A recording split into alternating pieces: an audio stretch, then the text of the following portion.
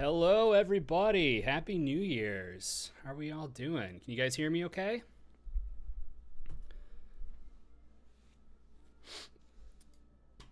All right.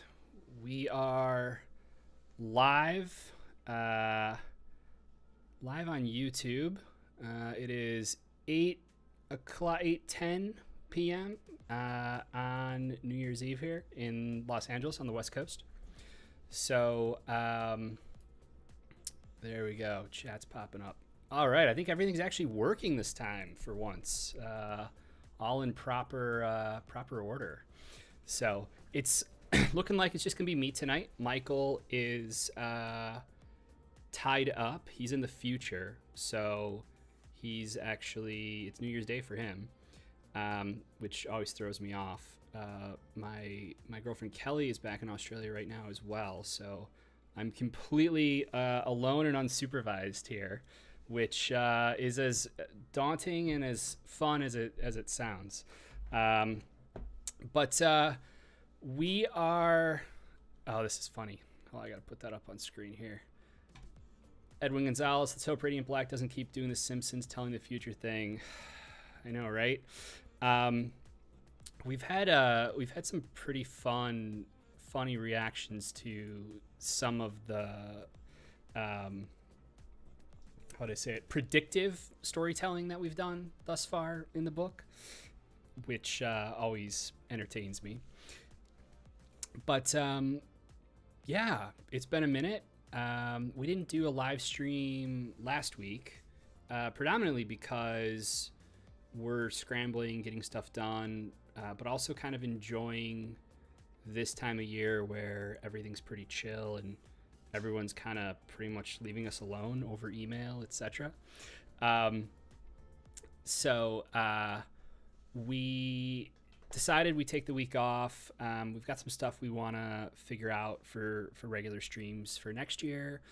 In the meantime, I thought that this would be fun to just kind of jump on and hang out tonight. So we've got all sorts of stuff we can talk about. I've got some old stuff we can show off. Also got this bad boy in the mail. Let's see this here. So this is the Massive Edition Book 2, which will be out, I believe, in March or April. But fortunately, Michael and I actually each got an early copy from the printer, and it is killer. I mean, you can see just similar to Volume 1, or Book 1, I should say. The print quality is exceptional, and Michael really outdid himself in the back matter this time, just like last time, actually. But this time, rather than 5,000 words of new interviews, I believe we're officially up to 6,000 words of new interviews. We also have all of the Marshall's School of Business stories that run in the back here.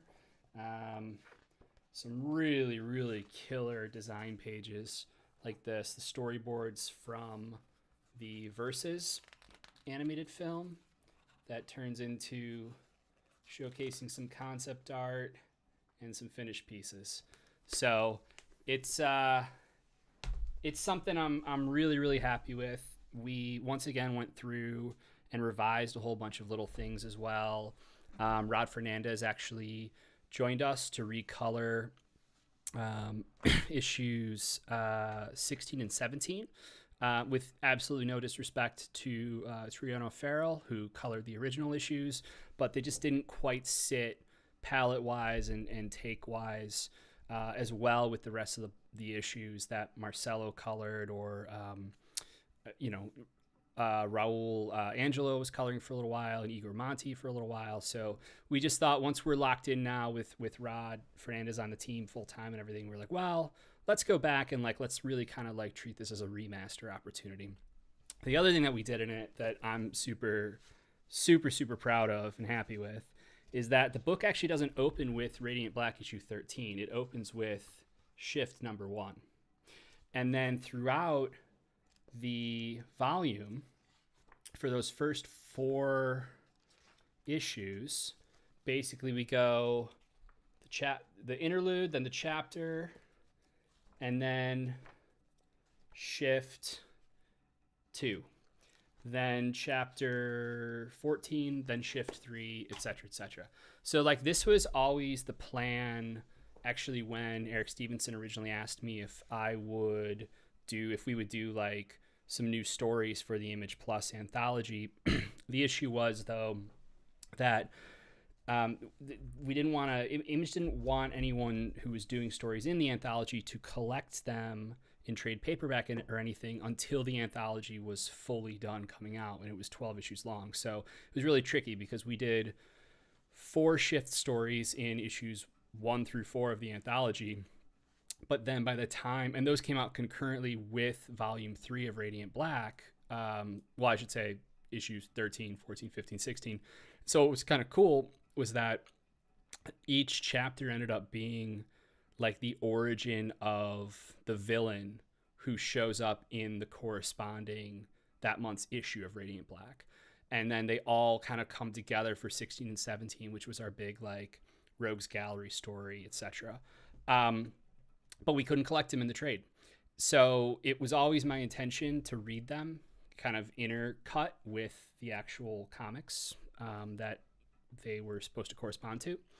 And now we have that, and it's all in this super premium edition. So like I said, this will be out in, I think, March or April, and similar to book 1, we will be doing a massive edition of it as well. So we'll have a new cover that we've showed off before. I might have it here. Let me see if I can pull it up. That is illustrated by, once again, Goni Montes.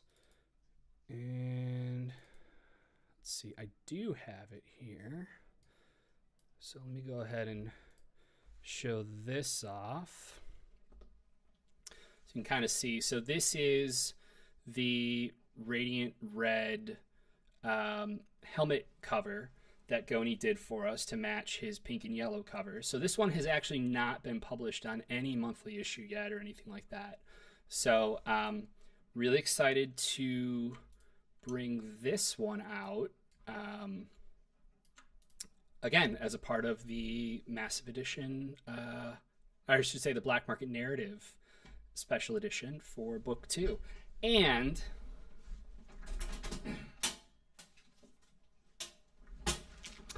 I got ahead of it this time, and since Kelly and I went to Brazil for CCXP earlier this month,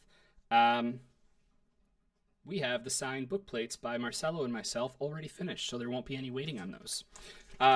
Not sure when we're going to put this Black Market edition up for pre-sale yet.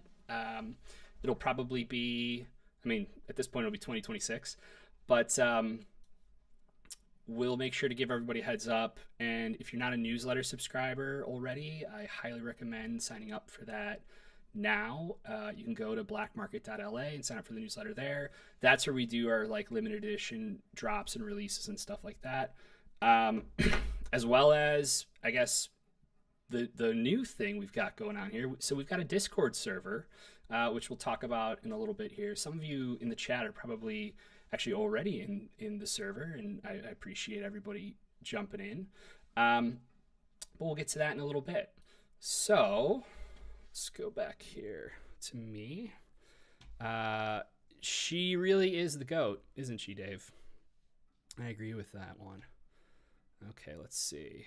What else do we have here in the chat? From Cosmortal Comics, been covering a lot of the Massiverse on the channel. I love what this new universe is doing so far. Oh, thank you so much. We are thrilled to have you here. And we're in it for the long run.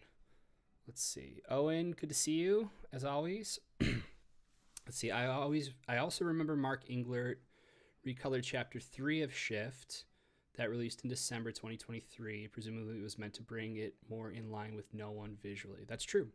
That's actually exactly why Mark recolored it. Originally, I believe it was Francesco Segalo who colored the story. It was either Francesco or Matteo Inocho. Inocho, is that how you say his last name? In either case, it was great work, but once Mark joined the No One series proper, it felt like the right move to kind of just to bring it more in line with No One, considering it was utilizing Richard Rowe and certain characters from No One in Pittsburgh with the rest of the creative team. So we did that. Ball Nubby, I'm in the server. You are, and we are thrilled to have you. I'm actually quite new to Discord stuff, kind of in general. So I appreciate everyone's patience with me. I'm sure I've ended up spamming the server a few times with @messages when I didn't necessarily mean to. But for anyone who wants to see it, this is kind of what we're doing here. If you're not already in the server, now's a great time. So it's just Kyle Higgins, Black Market. And we've got a bunch of different tabs here. We are doing updates for when we post videos and streams. You can subscribe to those updates, actually. If you go to channels and roles, you'll be able to subscribe to all or choose basically what stuff you'll get notified about. But then we've got the exchange where we can all hang and chat about new stuff. Market Square, where we're showing off fan art, everything from the community. Massiverse, Radiant Black, specifically projects of mine. And then there's some new stuff coming up. Some of this stuff you guys won't be able to see, but you can actually see it on stream here. Backroom, the Inner Circle, the Black Vault, and some new projects coming up for 2026, including something we are calling Real 24. So we'll have more info on all this stuff, in the next couple weeks here. I've had a newsletter that I've been trying to get out since we got back from Brazil that was going to talk about a bunch of this stuff, but unfortunately wasn't able to get it out today. But I'll probably finish it off tomorrow. So let's go back to here. Let's see. But yeah, if you're a Discord person, please hop in, please join, hang out. I really do want to try to build a community. And it's a community that's not, instead of the shout out to the wonderful Radiant Black podcast guys, Bash and Matt and Ali, who have built an incredible Discord community called Existence. It's not something I want to step on toes at all. I actually think both can coexist, and Bash has actually been gracious enough to help out with some moderating behind the scenes on this new Black Market server. But it really has more to do with a lot of the things that we're going to be doing next year for Black Market Narrative. And some of those projects, a lot of the projects, I should say, step outside of the Massiverse proper. So there's some cinema stuff coming up, which is what the Real 24 project is built around. There's more original stories and comics, both in traditional publishing format, but also in some new formats. A lot of it's going to be driven by the newsletter as well. And while I love the newsletter and I love doing these live streams, it feels a little bit more one way, right? I mean, even if we chat here or we're flagging stuff in the chat on screen, there's still not that kind of back and forth capability like we used to have when Twitter didn't suck and message boards used to be a thing. And so I really wanted to kind of bring back that hub feeling, especially with the kind of scaling and immersiveness that we are going to be playing with some of this new stuff for 2026. Okay. Let's see. Oh, whenever I switch to having something on screen, something happens with the mic. Just sounds a bit off. Oh, bummer. I'm sure I could figure that out, but probably not right now. Hopefully it sounds okay enough, I guess. With Real 24, does that imply the existence of Reels 1 through 23? It doesn't. It's a specific 24 is specifically chosen because of its association with cinema, with film frame rates. Let's see, Massiveverse Jackbox stream when. I don't know what a Jackbox stream is, or what a Jackbox is, so probably not in the near future. If someone wants to fill me in on what a Jackbox is, if it's worth knowing about, maybe we can schedule a special stream. Okay, what do we got here? Just got finished reading issues 1 through 8 of Radiant Black. What are some tips when making new stories for new creators? That's a really good question. Let me start actually before we dive into that, and just preface and say that I wanted to keep this casual tonight. Happy to do questions. Happy actually to invite some people up. Drop a link maybe if we want to do some on camera conversation. I do have some stuff I can show off a little bit. I've been working pretty much around the clock on the audiobook, as well as the No One screenplay, just doing some rewriting on that. But Jackbox is a video game. Thank you. Party game that you can play with viewers. Oh, well, that sounds fun. We can do that. Let's see. Isn't 24 frames per second the frame rate the Spider-Verse movies are in? So, well, all films are in 24 frames per second.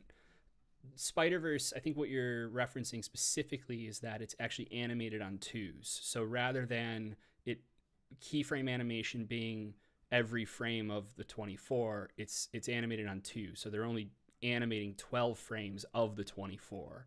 So it gives that kind of staccato type look. And that's where that comes from. But anyway, just getting back to it for tonight, I do have some stuff that, we can show off and talk about, but I really just kind of wanted to hang out with everybody and maybe we could watch some stuff. I've got the original film for The League sitting here. I've got a big Shadow Hours short film I directed. We've got all sorts of stuff. We've got a Power Rangers Shattered Grid short that we did 6-7 years ago before Black Market Narrative. But basically, I had nothing to do tonight for New Year's because I decided to stay and work, and it's raining in LA, so no one knows how to drive. And I figured there's probably some people that are hanging out as well at home, and so why don't we just try to do a little thing here. Happy New Year to you as well, Crows. I saw your message in the Discord about driving in Southern California, and I empathize quite a bit. All right. Any future plans with Comic Drake and Comic Tropes? Yeah, I mean, I love both of those guys. Drake actually wrote a Marshall School of Business that has been illustrated already. So that'll be coming out in the next couple issues or so. So very excited about that. He did an amazing job. For someone who doesn't want to write comics, he took it not only incredibly seriously, but he was very, very, very good at it. Oh, Owens. Yes, so my Shadow Hours short does star Britt Lauer from Severance, which is incredible. Just all the success she's had. She blew us away 10 years ago when we made the short. And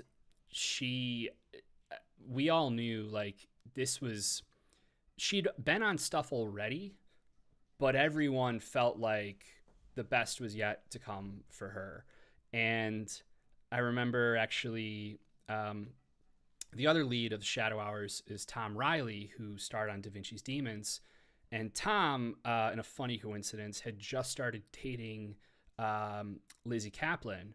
They're married now for several years, and they have at least one kid, I believe. Well, I know at least one. I don't know. It's been a couple years since I've talked to him, but there was a day where we were filming, and Lizzie came by to like hang out on set and kind of watch, which definitely wasn't nerve-wracking for me to direct in front of her or anything like that.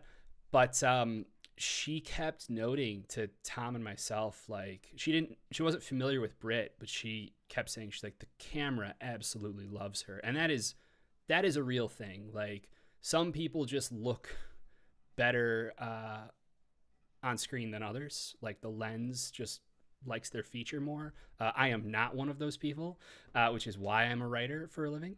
But yes, she's just been crushing it continually, and we stay in touch here and there, but could not be happier for her.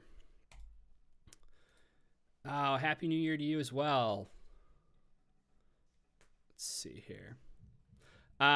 Getting back to actually to that question from earlier, I didn't want to miss that one. What was it? Let's see. There was a question about new creators, wasn't there? Sorry, I may have missed that one.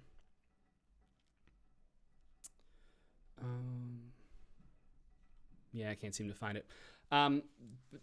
If I remember it right, the question about tips for newer creators. Honestly, the best piece of advice I can give is to finish stuff. I mean, I say this all the time, but you have to finish things and put them out there to whatever capacity that you are comfortable with.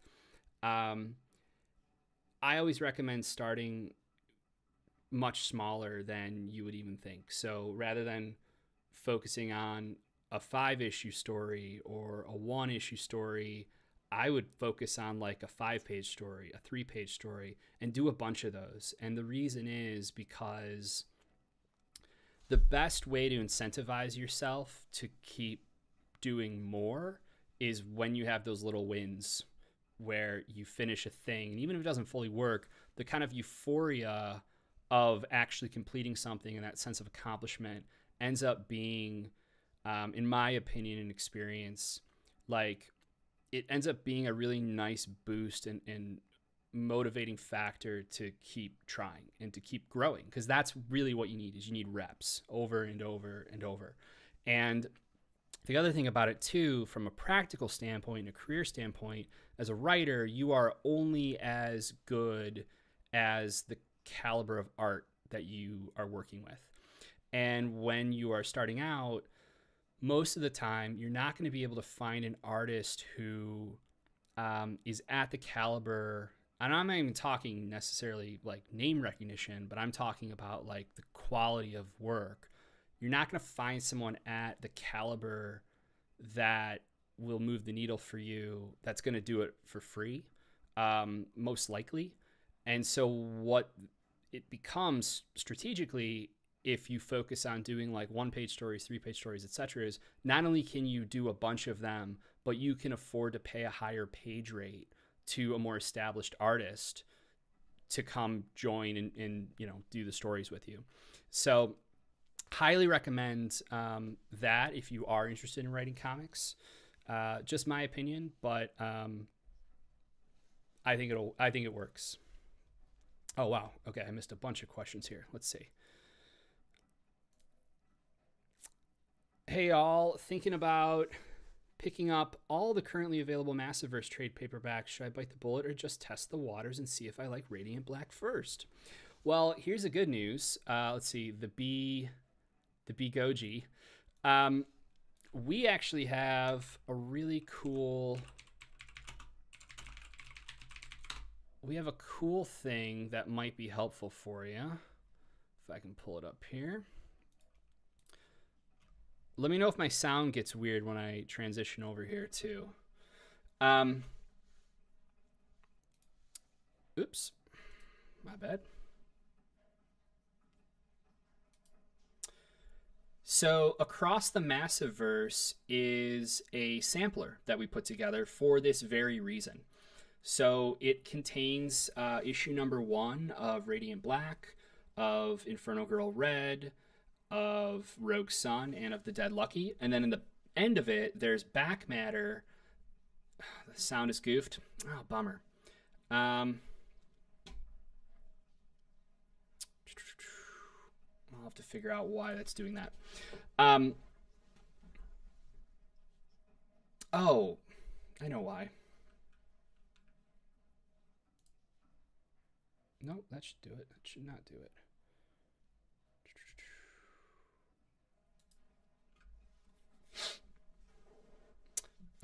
It's so weird. I'm not sure why it's being weird. Um, oh, that might be it. How's that, everybody? Does that sound better?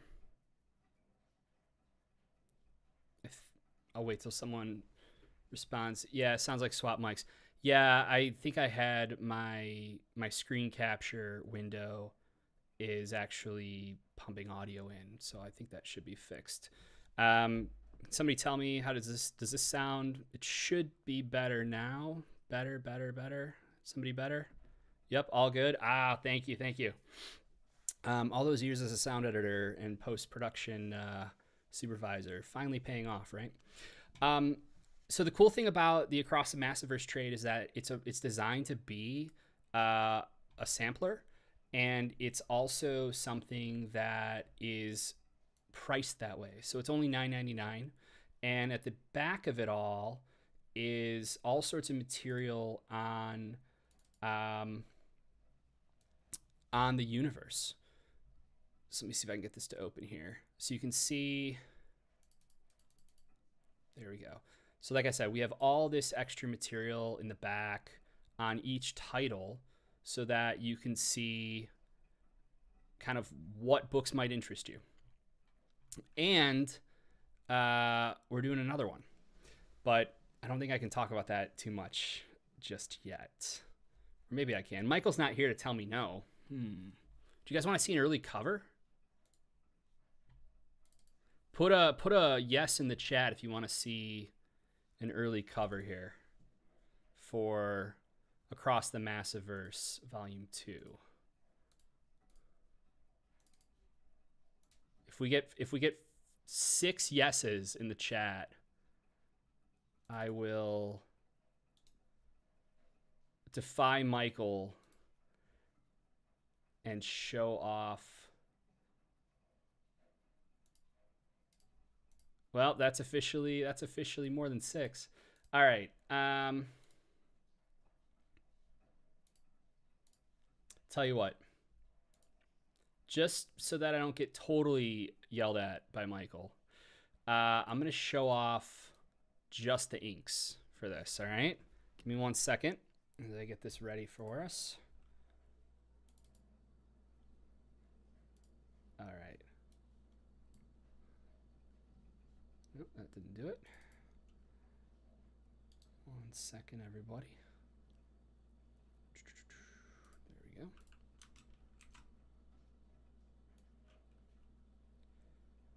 All right. So this will give you a good sense of what characters are actually going to be appearing in this volume. All right, here we go. Courtesy of the amazing Francesco Manna, boom. Inks for Across the Massiverse Volume 2. So we've got No One, we have Radiant Red, we have Radiant Pink, and we have Blaze from Cowl there. And this one has already been colored by the amazing Igor Monti, but I think we still have a couple revisions for Igor to do, so we don't actually have, I don't want to show off the work in progress colors, but they look awesome. Pretty cool, right? Exactly. Michael is not here, and I'm going to take advantage of it. Also, I think I saw someone join a little earlier that I wanted to say hi to. Hold on. Where did she go? Everybody say hi to Kelly McMahon, coming to you from Melbourne in the future, where it is 2026. Happy New Year, Kelly.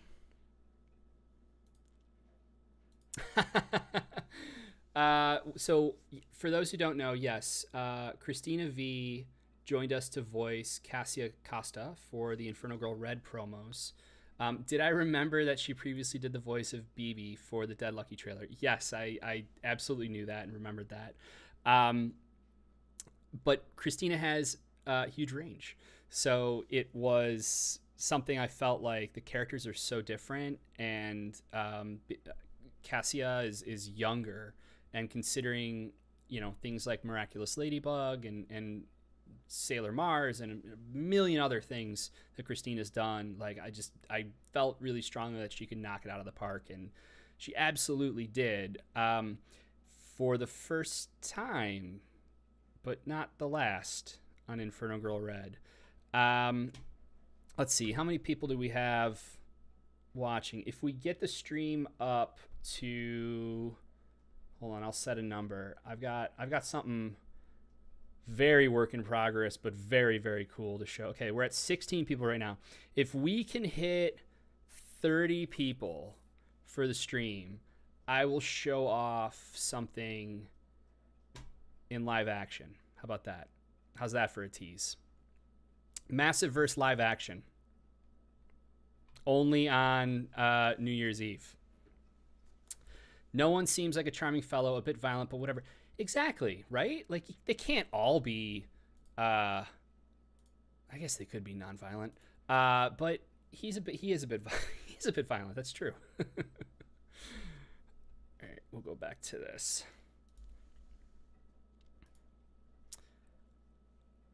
Oh, are you talking about the live action? Well, there you go. Share that link, everybody. If we can get, okay, we've got 27 people watching. If we can hit 30, I will show off something very neat. Actually, I should probably get it prepped then, shouldn't I? All right, let's see here. Let me pull up this. All right.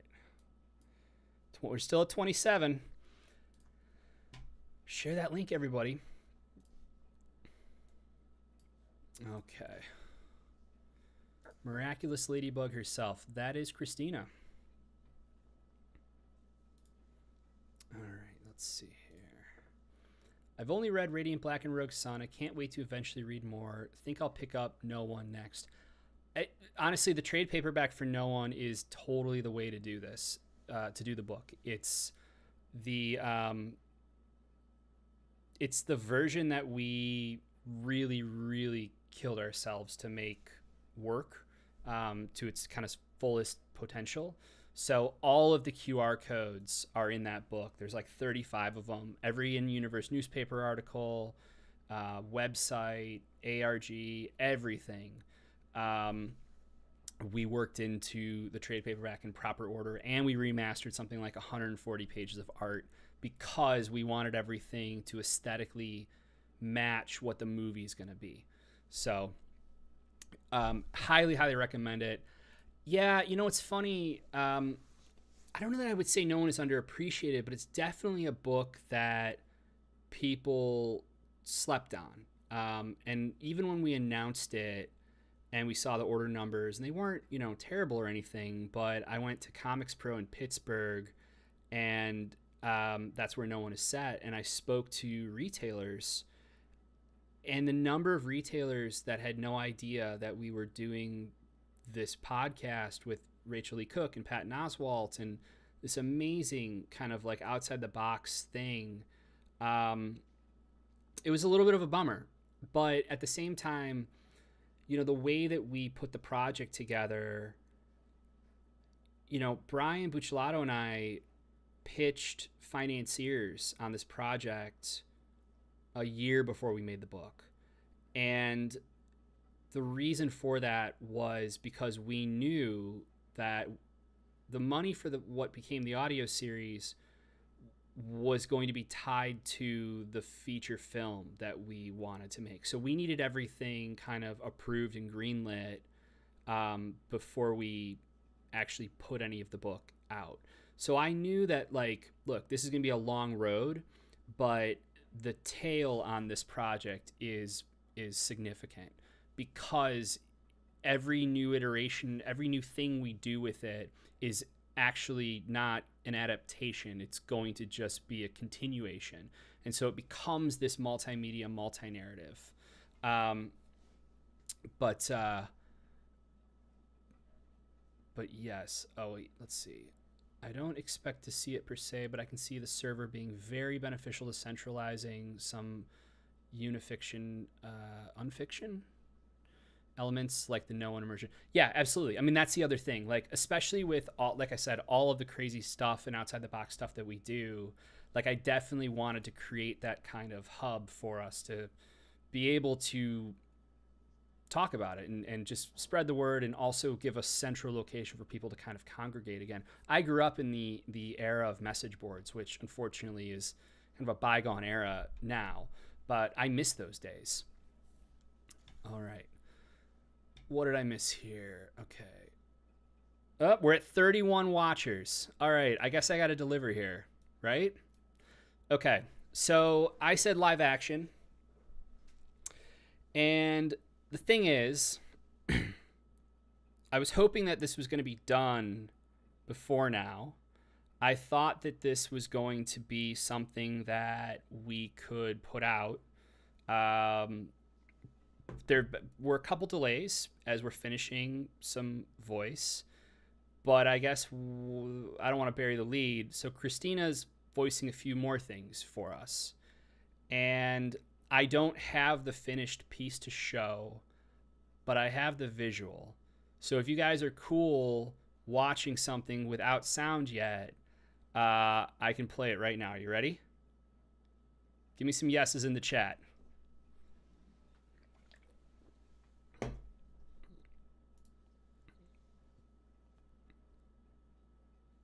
I don't think he'll be too pissed.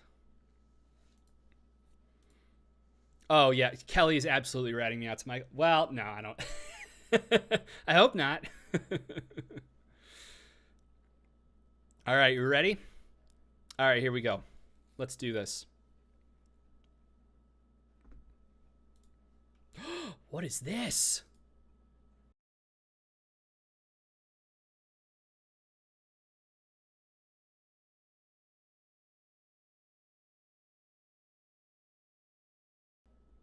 Okay, here we go. Let me take that again.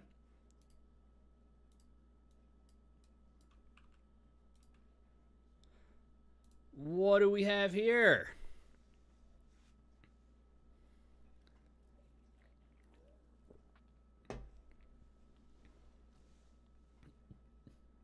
Is that a live action Inferno Girl Red promoting her own book? Would we do that? We would. We absolutely would. Oh no! Guys, the fun's over. Mr. Massiverse is here. He's going to shut us all down.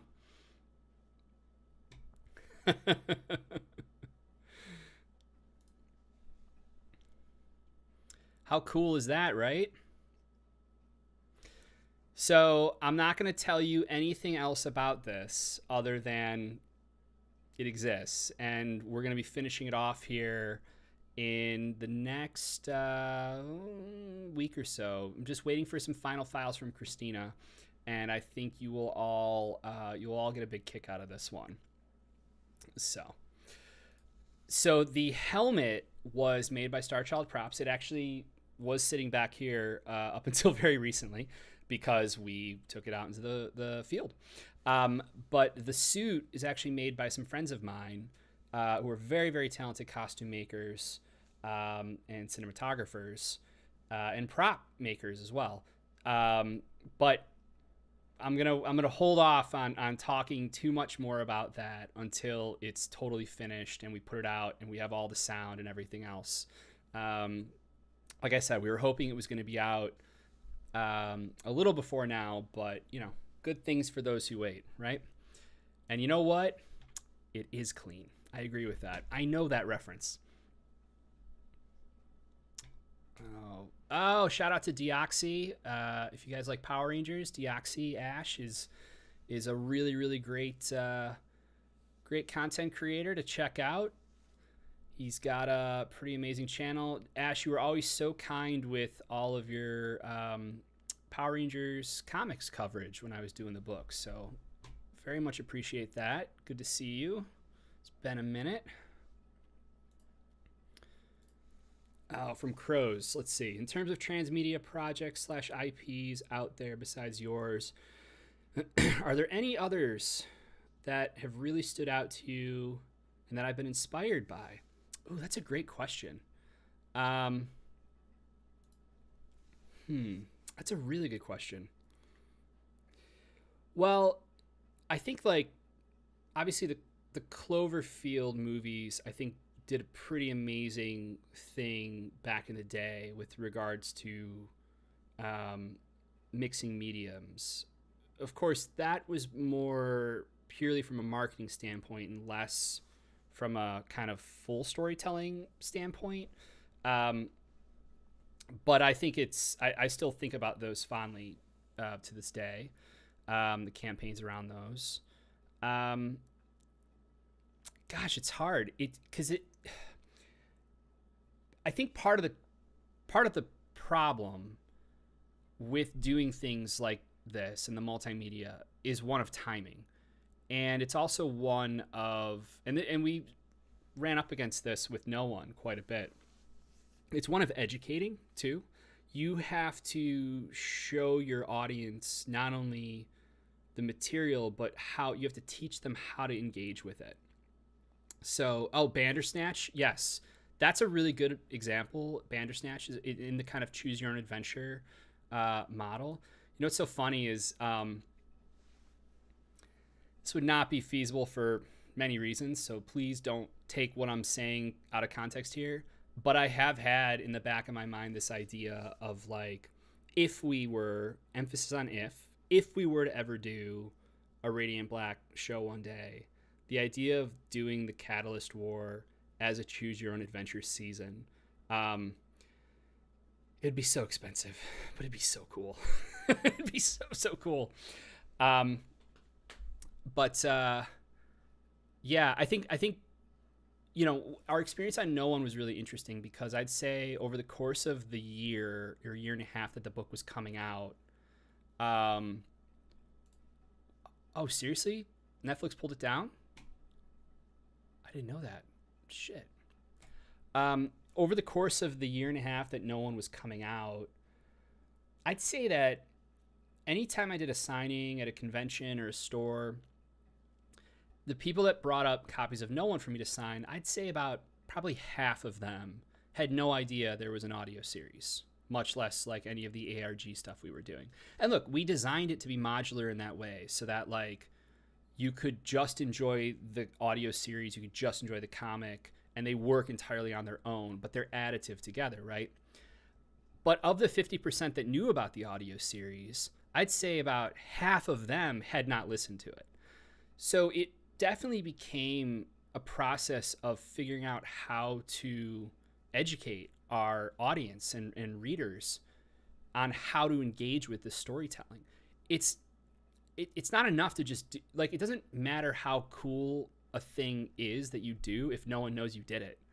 So that's a long walk to my point, which is that the term transmedia has been used and thrown around for 20 years. And I feel like it's only in the last few years where the saturation point and the vocabulary with audiences has gotten sophisticated enough and overly saturated, honestly, as far as stories and media goes, where it doesn't bump people anymore to go from one bucket to another bucket to experience narrative. Whereas in the past, I've always felt like there's a barrier there. You're not going to get people to jump over, or it's much harder to. The idea that you can enjoy a single piece of transmedia property always has interested me, yet you can put it all together for a bigger look. Exactly. Out of curiosity, did I ever watch Lost? So I did watch Lost, and you know what's funny? I know where you're going with this, Mason, or I think I know where you're going with this. Lost did some pretty amazing marketing in the early days of the internet, or the modern internet, I would say.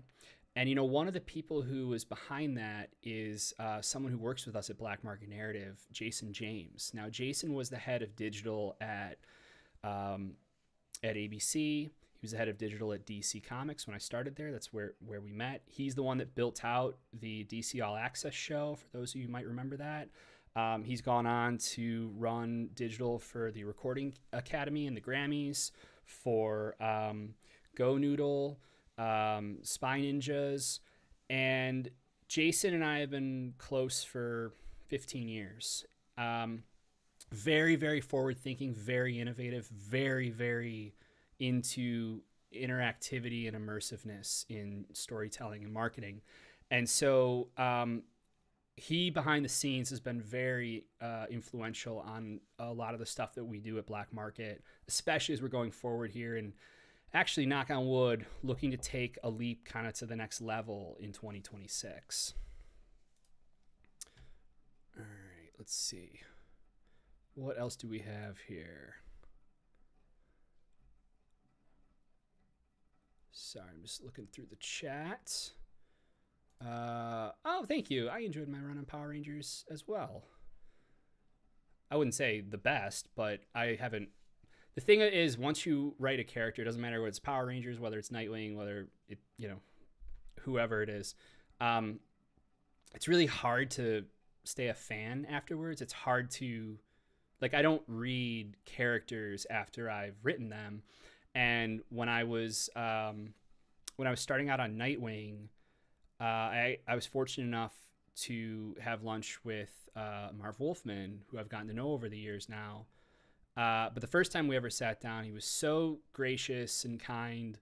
And I asked him about, I can't remember if I was asking him about the book that I was doing. Oh, that's what it was. The first couple issues had already come out and he hadn't read any of them. But then he told me, he said, I haven't read a Nightwing comic since 1988. And I was like, what? And he goes, yeah. He's like, after I'm done writing the characters, I can't go revisit. And he's like, you'll see. And sure enough, that's exactly what happened to me. Whether it's work for hire or creator owned, you put so much of yourself into the things that you write that when you're done, it's kind of like trying to stay friends with an ex-girlfriend. And then in the case of Power Rangers, Ryan, who's my brother, ended up taking over after Marguerite Bennett. And so it's I would joke with Ryan, it's like, I'm happy for you, man. I don't need to hear about the sex. You know what I mean? It's like you're dating my ex kind of. And so inevitably it means that I missed a whole lot of stories over the years. I kept up 10,000 foot view from afar. But anyway, this is a long-winded way of saying I don't know if my Power Rangers run was the best, but I'm still really proud of it. So thank you. Any new Massiverse books planned? Not at the moment, because I'm trying to not have a heart attack. Is the honest to God truth. So a lot of what we did over the last few years, last year in 2024, we had a lot of delays, and we've talked about it before, but there were a lot of personal stuff going on. I had another really big surgery.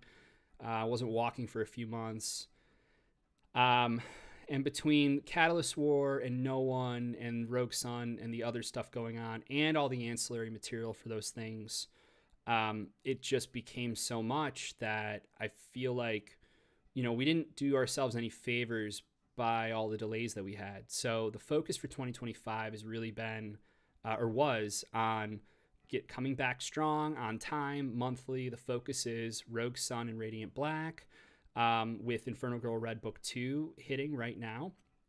And we're kind of staying in that place as well heading into 2026. There are ideas there for other books, absolutely.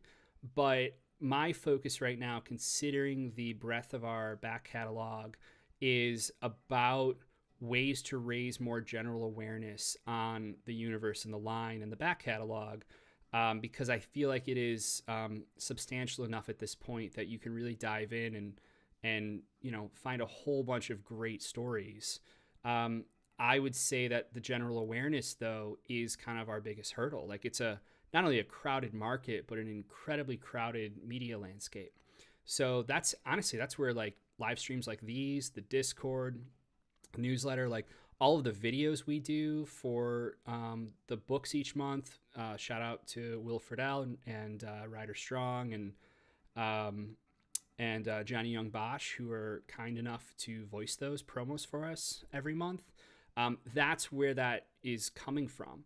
So I want to wait to do another Massiverse title until it's something that is just undeniable, like something that we just are so excited about. And there are a few possibilities, but something we're so excited about, we can't wait to do, and something that we think will make a really big splash when we announce it and start putting it out.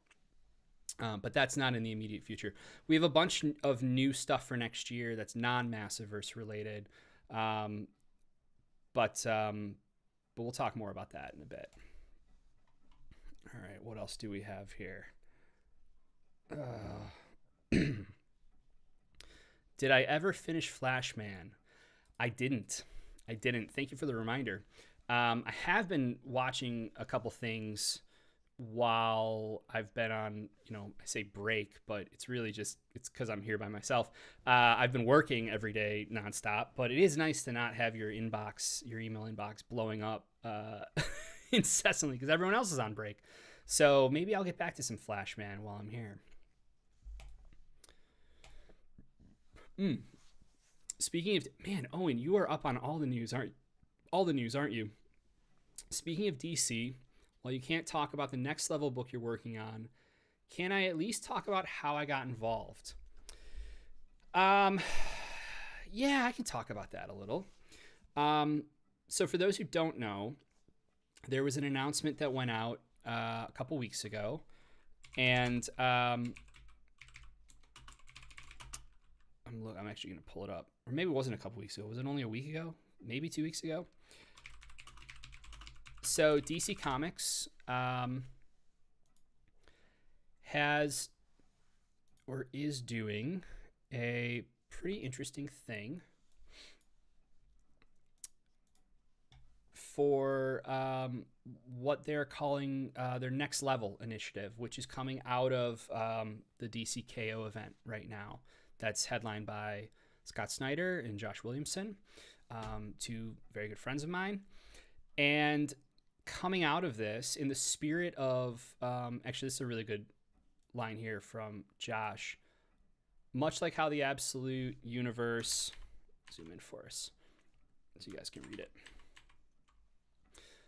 Much like how the Absolute Universe provided a new burst of creative energy with a series of unexpected new series, DC Next Level aims to deliver similar excitement.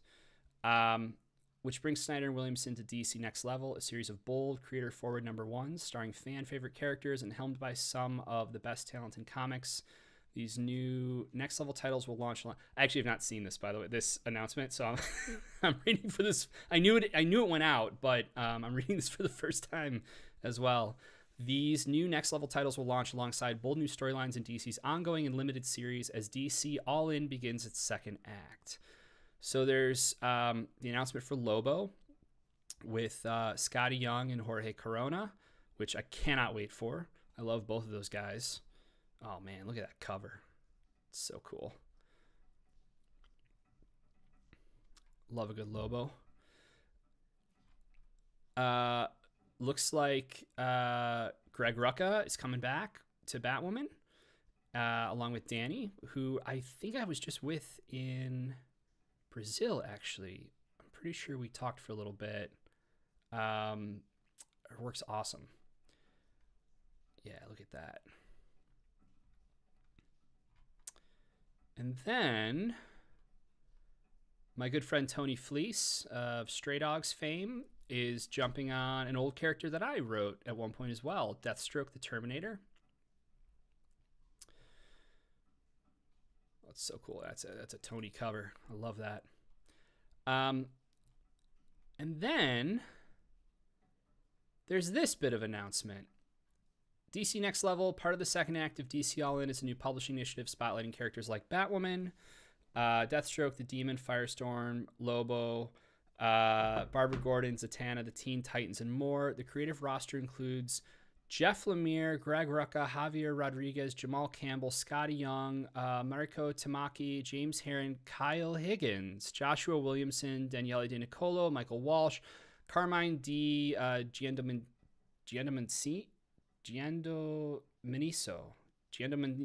Giando Maniso. We work with so many Italians. You would think I could have nailed that. Rafael de la Torre, Jorge Corona, Tony Fleece. I'm not going to do it. Dennis Camp, Danny, and others. So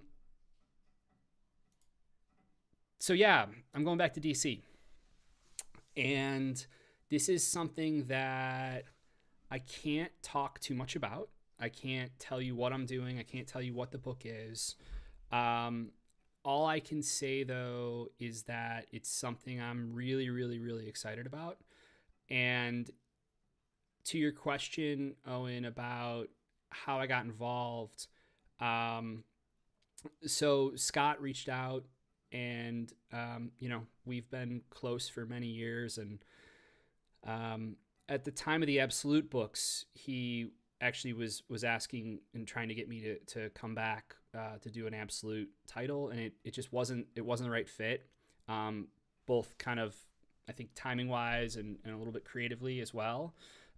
Super excited for everybody and how well those Absolute books have done.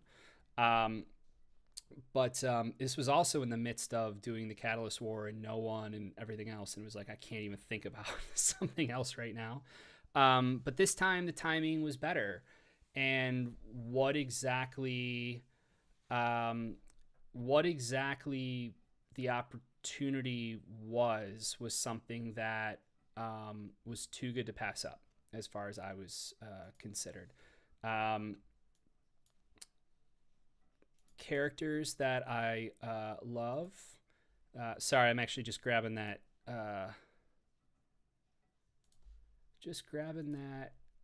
Discord link here. Someone in the chat asked. Can I comment? Is that? There we go. No, that's not what I wanted. Does this work? Boom. I think that works. That's a Discord link in the chat. The timing was better, and creatively it was something I was really excited by. So it's been something I've been working on for a few months now, working with an amazing artist. And I think when it's announced and then when it does start coming out, it's a really big swing is how I'll frame it. It's a really, really big swing. And I've said in the past, like, my heart is really in creator owned. I wasn't, I've done some stuff for Marvel and DC still in the last few years, but it really takes, it would really take something really special for me to kind of really jump back in properly. And this was it. So I should also say that, like, the environment at DC has been amazing too. Like, I had a hard time when I was there at the beginning of my career for those first 5 years in the New 52. This time it's much different. And honestly, the experience doing Immortal Legend Batman with Matt Groom and Erica and Igor and Becca and Matt Levine, who was one of my editors on Power Rangers, that experience has been the one that really kind of like softened me on the idea of like, hey, there could be something fun. There could be something cool and big and fun here. And enough time has passed where it feels like a different era for me. So, so I'm going back, and I'm going to stop talking about it now because I'll accidentally spoil what book it is. And I don't want to do that, but I think you're going to dig it when it's announced. Happy New Year to you as well. All the guys at the ODPH podcast. Thank you. You liked my Vision story. Thank you. That was a really cool one as well. There's a different version of that Vision story that I did, or that we wanted to do that never, it didn't come to fruition, unfortunately. But I think about it kind of still to this day. It was very, like, I don't want to say meta, but it was all very inside of the Vision's operating system. I'm actually trying to pull up right now while I'm sitting here, I have all of I save everything from like every project. So I actually have, I can find it. Where's my Marvel Comics folder? There it is.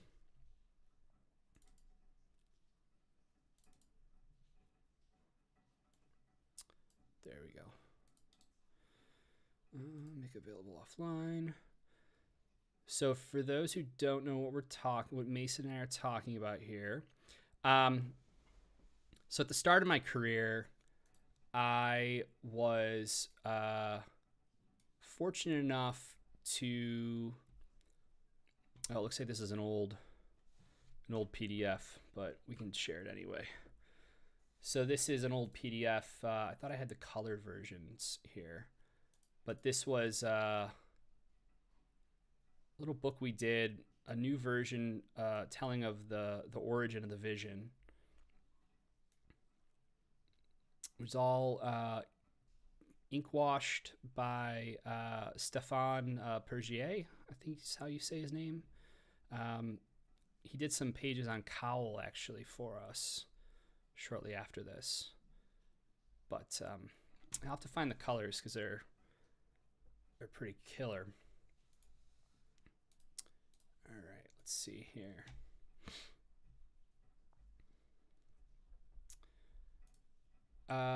I don't know what Precure is, unfortunately. Let's see here. From Blizzard Snow, you guys used to divide the Massiverse into Year 1, Year 2, and Year 3. After Catalyst War, you moved away from that and called the next step Rebuild Era. Why, and where are we now? I don't know that we ever officially called anything Year 2 and Year 3. Technically, Year 3 would be Catalyst War. Why are we calling it the Rebuild Era? Well, so it's a few reasons. One, from a story standpoint, this is a new era of the book. It's Marshall as Radiant Black, set in the aftermath of the Catalyst War, where the city is rebuilding, but also so is Marshall. And from a meta standpoint, we had a lot of delays through the Catalyst War, and we were coming back strong and on time, and we wanted to. I mean, we're not looking to relaunch it. We weren't going to do a new number 1 or anything like that, but we did want to create a very firm kind of like, maybe firm isn't the right word. We wanted to create a very discernible era for the book. One of the unfortunate realities about the comics market, especially this in this day and age, is that it's really, really, really hard to get readers, but even harder to get retailers to care about a book after an issue 1, 2, or 3. And with Radiant Black, we were coming back with issue number 31. And about this time last year, the month of December and the month of January, I spent around the clock doing calls with retailers. I put together like 20 or 25 boxes to ship out to the top 25 store accounts with catch-up issues, with trade paperbacks, signed stuff, book plates, like the whole 9 yards, just trying to get retailers to invest in the book and reinvest in us and what we were looking to do. And by creating that natural jumping on point that was the rebuild era, is the rebuild era, it helped us quite a bit. And I think that's kind of, increasingly the name of the game. You have to find ways to create access points to your books, especially when you get up into the numbering that we're at now. I mean, go to your local comic book store this week or weekend or next week and take a look at how many books are above issue number 20 numbering wise. How many books are above in issue number 30? We're about to do issue number 40 of Radiant Black. And we had, the 2 releases concurrently for Catalyst War. That doesn't even count the 0.5 issues. there aren't a lot of books at issue number 40, and there are even less books at number 40 that are independent. And everything on Radiant Black, the entire Massiverse, is entirely independent. Like, we are bootstrapping all of this ourselves. So creating those touch points and those gates of accessibility for new readers as well as retailers is really key. Okay. Yes, word of mouth is key. Thank you. Okay. Do you guys have any announcements for the audiobook coming soon? I feel like I haven't heard much about it for a while. Well, isn't that perfect timing? So we do have stuff on the audiobook coming up. It is going to be released on February 10th, which is our official Radiant Black Day, or we're calling our official Radiant Black Day. It is the exact 5-year anniversary of the comic starting to come out, which issue 1 released February 10th, 2021. So in addition to the audiobook hitting on February 10th, 2026, we are also releasing the very next day. It's a Wednesday. The Radiant Black and White edition of issue number 1. It's a 40-page comic, spot foil cover, and it includes the script for issue number 1, including all sorts of differences that didn't make the final version of the comic. And we're throwing a party. So if you're in LA or the Southwest, greater Southern California area, Revenge of, our friends over in Eagle Rock we're gonna be throwing a pretty fun get together to celebrate Radiant Black Day as well as the release of the audiobook. I have been, as I mentioned at the top of this stream, I've been working kind of like, I don't want to say around the clock, but I've been working a lot on the audiobook. There's still a few things that we need to record. There's still some pickups and stuff with Will and Ryder that we need to do. But if you want a super early look, I'm actually opening up Pro Tools right now. Throw some yeses in the chat if you want to hear a little preview of some Radiant Black audiobook. And I'll wait for those. I need 10 yeses in the chat. How about that? How many people are watching right now? Actually can't see it in OBS. But if I get 10 yeses in the chat, we will demo some pre-mixed audiobook goodness. Oh, I got a yes, please. All right, well, that's 1. That's 2, 3, 4, 5. Okay, all right, we're already there. I was hoping it was going to take a beat longer so I could get Pro Tools to load.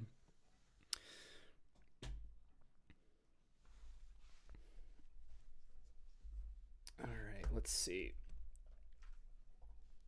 You guys just give me a sec because we're waiting for this to...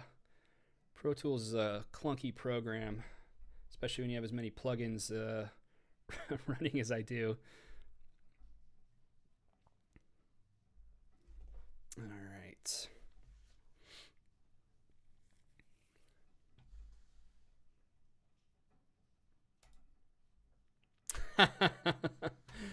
Well, Crows, I hate to break it to you, but that's why I'm here right now as well, to procrastinate from working in Pro Tools tonight.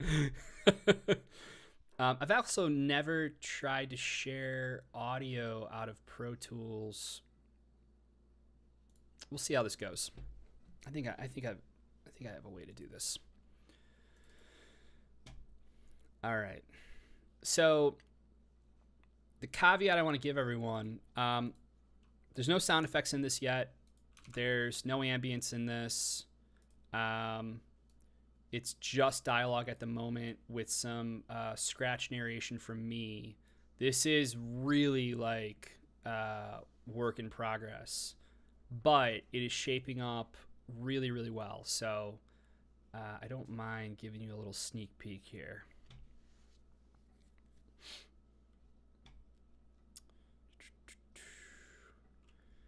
Just give me 1 second. Still loading my aux track. Sorry, everybody. All right, here we go. Okay. So let's try, how do we want to do this?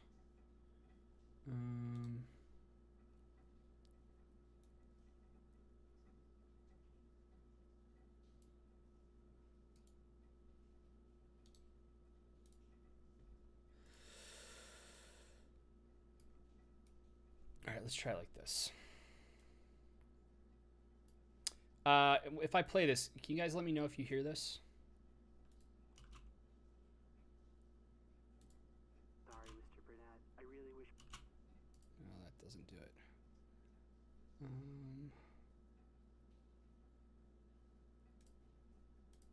I really wish we could help more, but... You guys hear this? My hands are tied here. But if anything changes, please, don't hesitate to reach out again. Yeah. Okay. He hangs up the call. Mr. Burnett, I really wish we could help more, but my hands are tied here. But if anything changes, please, don't hesitate Nope, to reach that's out not it. again.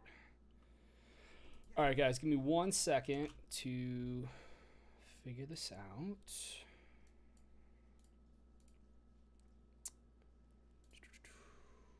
How can I do this?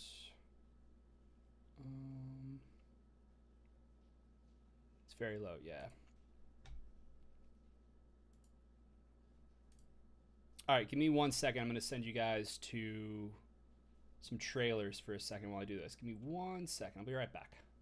Or do you want it? Do you want to watch? Tell you what, we'll put on the Versus short for you.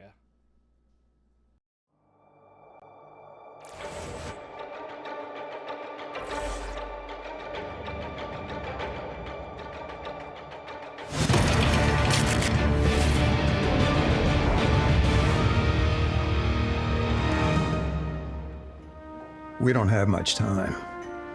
I just got confirmation. Paul has the documents. He's on his way to meet with a Herald reporter. He's giving them everything. When? 25 minutes. Jeffrey, you sure this is what you want to do? I explained what this would mean for us. For Cal. I gave him options. He made his choice.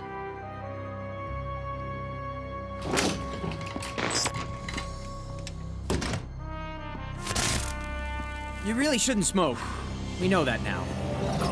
Hey, I'm Radiant Black. Nah, don't freak out, but you're in the future. What is this? What did you do? Look, audiences are smart. Time travel's in. Spider-Verse won an Oscar. I don't know what any of that means. Undo this. I have to give back. Now. Oh, don't worry. We're gonna keep it simple and Mr. Clean. You wanna go home? You just have to beat me. That's it. Okay, I mean, you're like one of my heroes. At least take a second to consider how kicking your ass might affect me.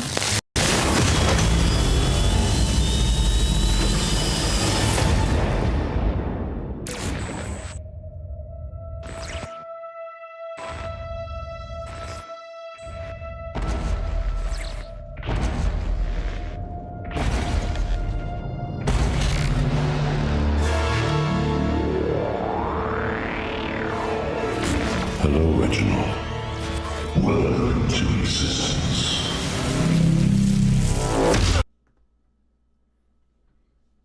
All right, we're back. So let's see if you can hear this. I really wish we could help more, but my hands are tied here. But if anything changes, please, don't hesitate to reach out again. Yeah. All right, you guys hear that? I'll wait for some confirmation, but it should be working.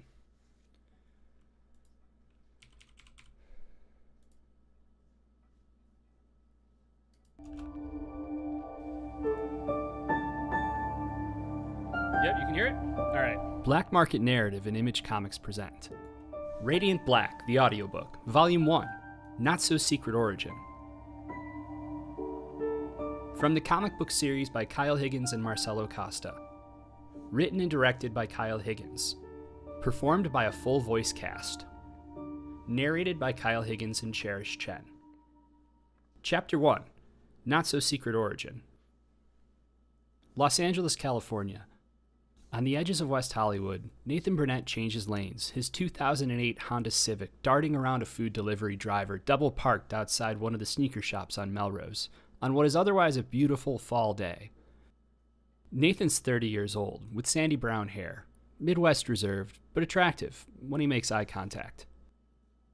At the moment, however, any semblance of good looks are marred by horror as Nathan tries not to stare at his phone, his bank account balance displayed prominently in the app.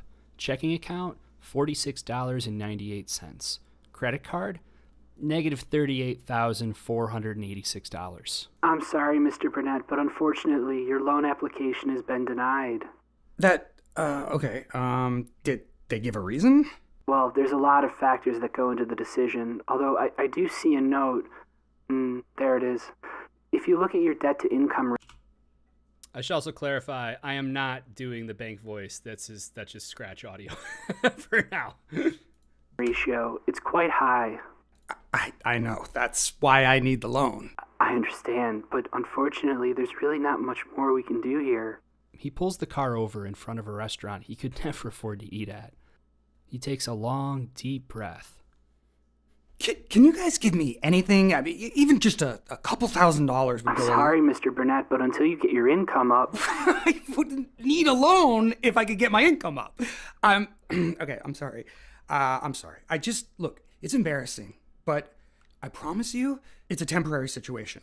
I'm a writer. I've had a bunch of short stories published on Shaky Alibi. I'm working on my first novel right now, and as soon as the deal closes, I'm literally on my way to meet with my agent. So, please, anything that you guys could do in the meantime, it would really help me out.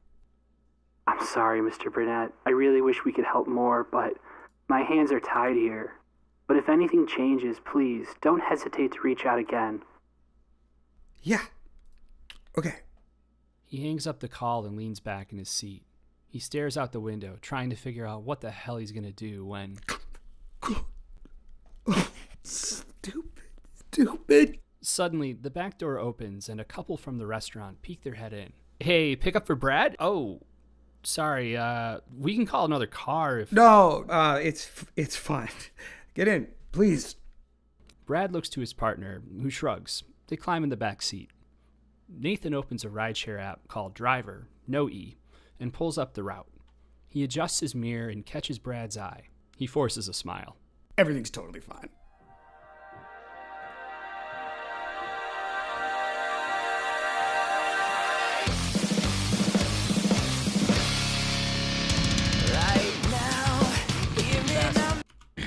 We'll fast forward through the song. Again, there's no ambiances in here. There's no sound effects in here. That's in a different session. There's no proper EQ, mix, music, nothing. But you think you can start to see and hear the potential. Do you want to hear a little bit more? I'm going to guess that's a yes.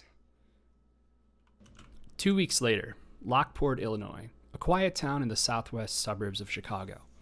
The Burnett house is small but pridefully well kept, on the edges of Delwood Park, surrounded by trees that were old 30 years ago. It was a really nice place to grow up. Nathan's Honda sits out front, its California plates caked in slush and salt. Nathan stands outside, wrangling a handful of boxes from the trunk. Damn it. Oh, my baby's home! He turns to see Mr. and Mrs. Burnett, late 60s, standing in the driveway. They both absent-mindedly shiver in the cold, the excitement of seeing their son overriding any discomfort they might have. Mom, come on. I know. It's only temporary. But I'm still excited! You're excited I failed. Hey, it's a miracle that anyone makes a living in that business. You deserve a lot of credit. It's not easy admitting. Henry, no! Honey, you're a writer. You have been your whole life. That's not gonna change. So what if you have to come home for a little while? The great thing about writing is you can do it from anywhere. So, for now, you're just going to do it from here. And I get my baby back again! The Great White Hope returns, fresh off conquering all the white whales. Sporting a suit jacket over a t-shirt and a shit-eating grin, Marshall Ward strolls up the driveway like it's the middle of summer.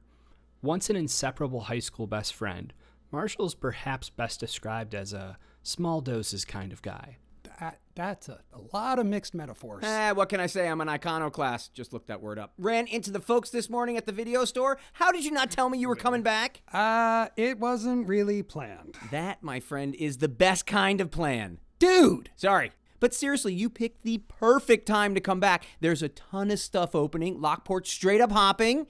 Mr. and Mrs. Burnett, do I have your permission to take Nathan out tonight to drink alcohol? Obviously. And also show him all the amazing perks his new/old hometown has to offer? I don't need permission to go out. Of course you can. Thank you. Tonight, you and me, like old times, I want to hear about all the cool stuff Mr. Big Time Writer has going on. And that's where we'll leave it for this evening. What do we think? Is it working? Are we getting there? I've got, I have all 6 chapters of Volume 1 assembled, and now I'm doing narration, sound effects. Michael's yelling at me about giving away the audiobook on YouTube. Don't worry, Michael, we're going to cut this part out of the live stream, so it won't live. It'll only be for those who we're here right now. Yeah. Oh, wow. Glad that everyone is digging this.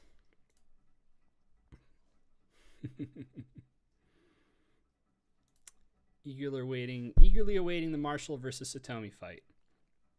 It's a good one. I'll take it out of the video on YouTube. All right. I do know how to do that. I've clipped stuff out of videos all the time. And look, Michael, it's a holiday. It's the new year. But yes, everyone watching now, you have to buy the audiobook. Those are the rules. Sorry, I don't make them, but if we show you stuff early like that, you got to support. So, I have no doubt that everyone's going to show up, though. All right. Sorry to ask again, but did not see the Discord link. Okay. Well, I posted it. Let me see if I can. There we go. Does that go through? Maybe it doesn't.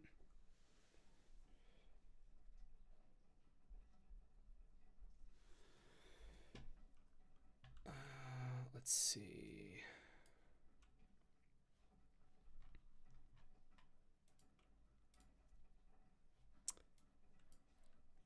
I don't know if it's letting me post the Discord link for some reason. Let me try.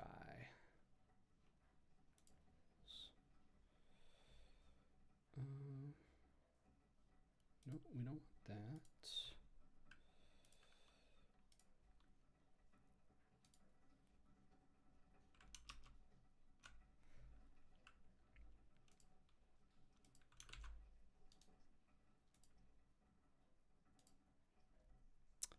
For some reason, it's not letting me paste it from my, here, I did it from my Kyle account over there. There we go. Yes, thank you, Crows. When I have a free second, I'll build a QR code to put on the screen. Awesome. Okay. What else do we have here? So we're going to leave Pro Tools. Okay. So, how about this? If I were to throw a link up, would anyone want to come up and chat? live on stream on New Year's Eve. We've got 2 hours. I'm not going to make it till midnight Pacific time, but, you know, technically I should stay up for at least another hour. So if anyone wants to join, throw some, tell you what, how about this? If you wanna come up and we'll do a little live chat,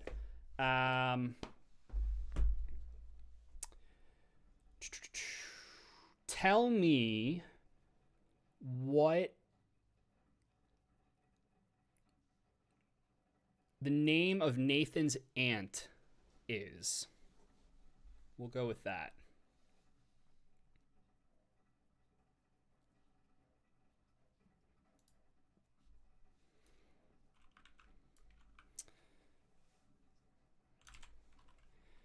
Let's do...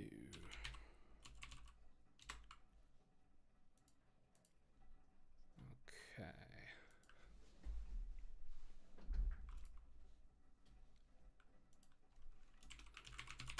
All right, Radiant Platinum's got it first here. All right, this link's going to be for Radiant Platinum. And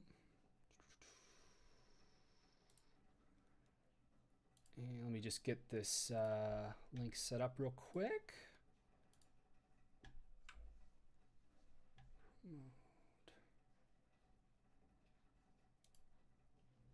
Copy that. Okay. Camera. Do that. And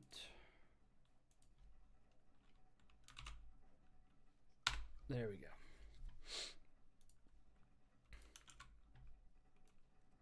So once Radiant Platinum is up, I'll add you into the stream here. I've never done this before live, but it should work fine.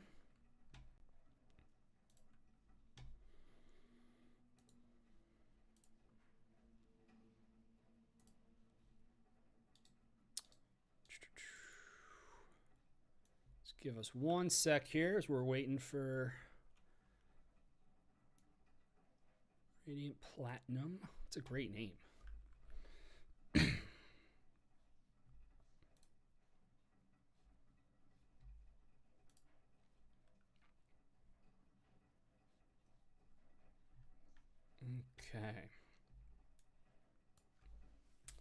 There we go.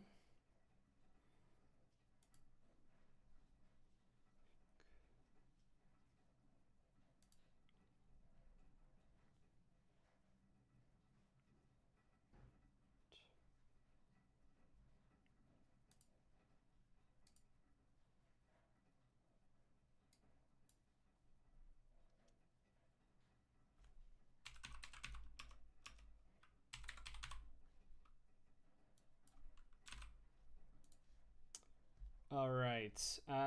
Is that you, Radiant Platinum? We just jumped back here. It looks like you're in an infinite loop.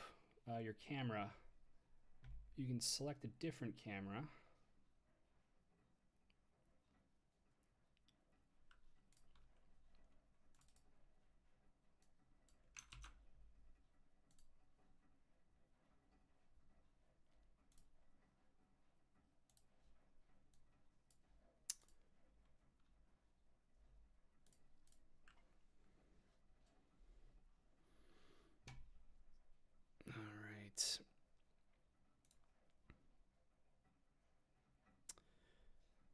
Is it working for you? Looks like I've got a YouTube camera up for you.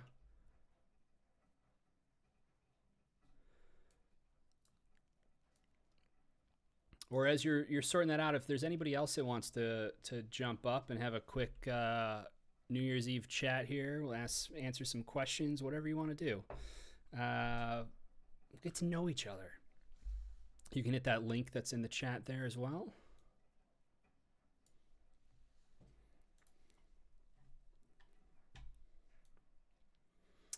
Where did Ash go? Ash, are you still around? Deoxy?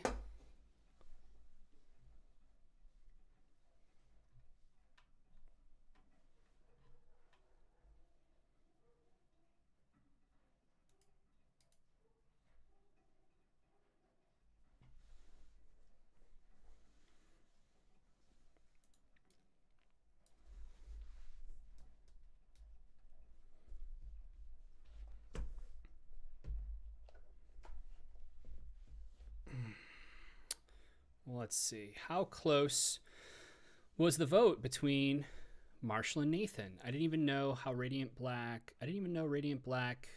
existed back when that happened. The vote was very close. Actually, it's very close. Well, that's why you got to come up.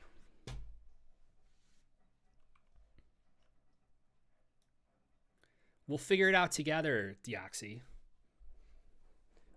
Michael can't be the only Australian. Michael and Kelly cannot be the only Australians that I speak to today.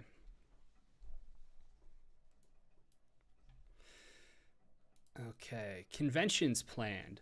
So, so I'll be at, there's a lot actually next year.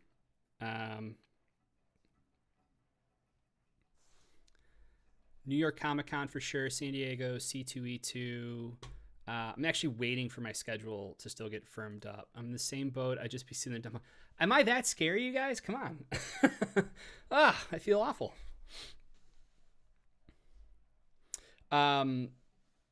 We'll definitely be posting more like in the Discord and stuff as conventions are coming up, as stuff that's confirmed that I'm gonna be attending. But for right now, I think I want to do, you have no idea what you're doing. Do you have here, I'll show you what I'm looking at there. Where is it?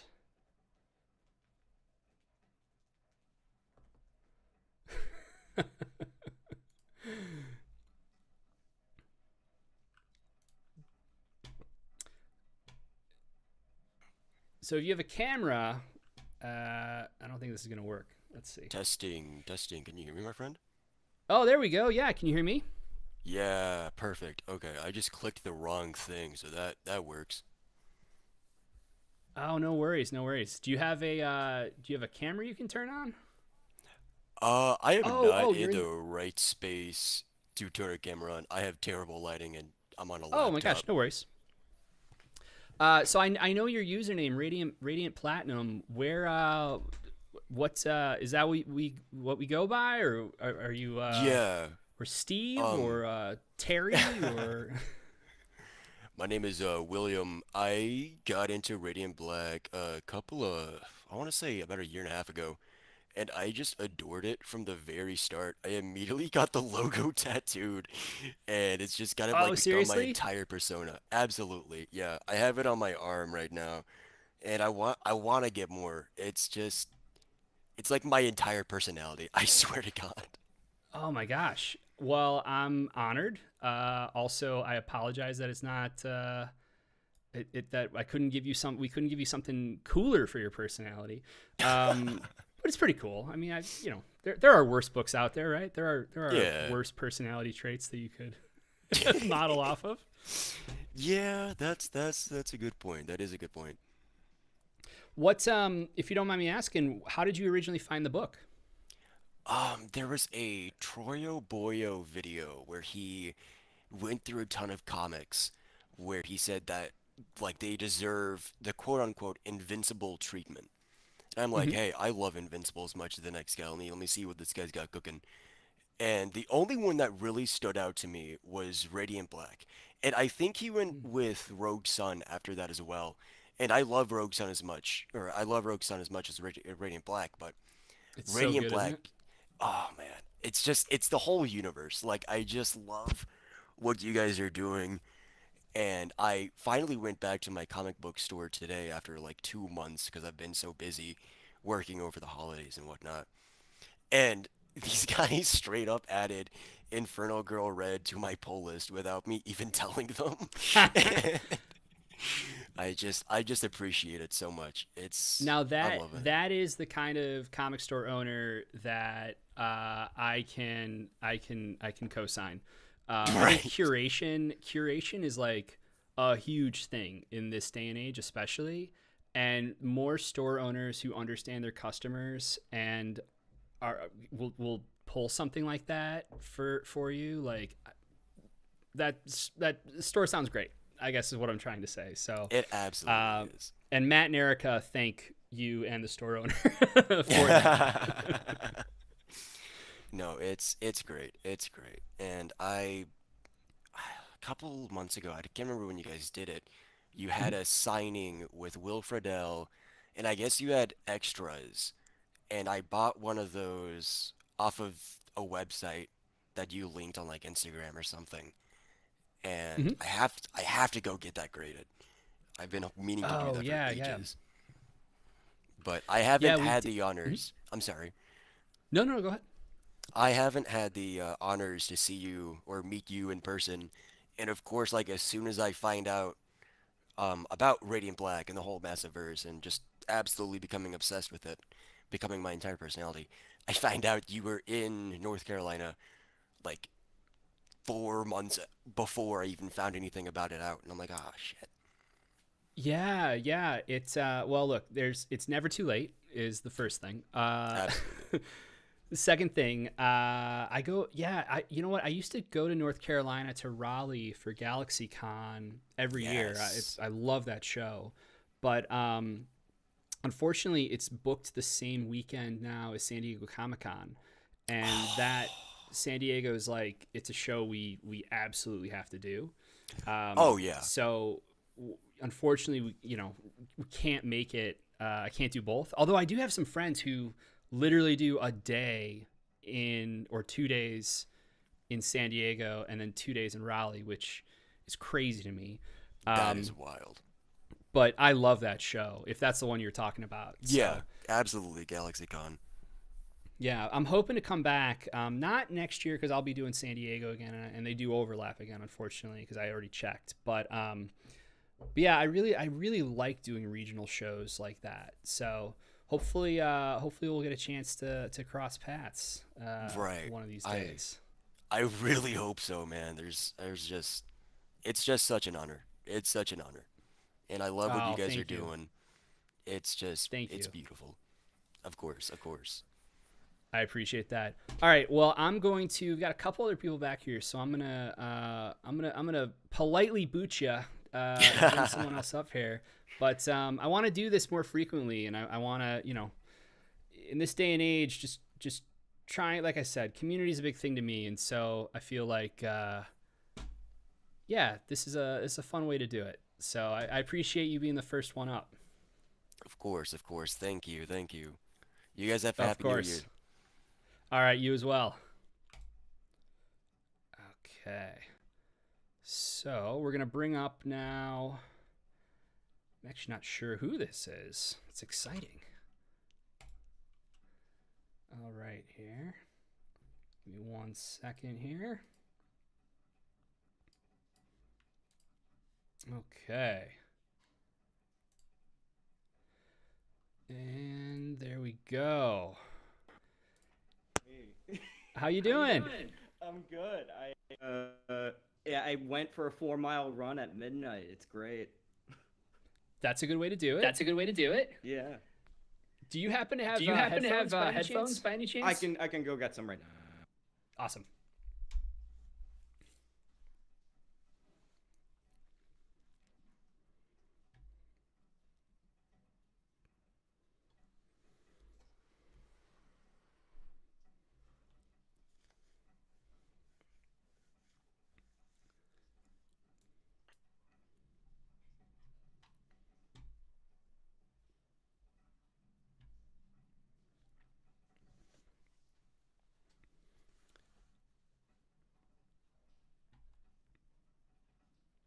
All right, can you still hear me? Awesome. Just hooking everything up. I think it should I can hear you. now. Okay, great.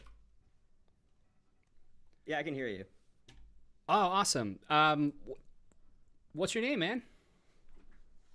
I'm Jordan. I interviewed you a few months ago. I know who you are, but for the stream. Hi, I'm Jordan Bond. I go by The Log on YouTube.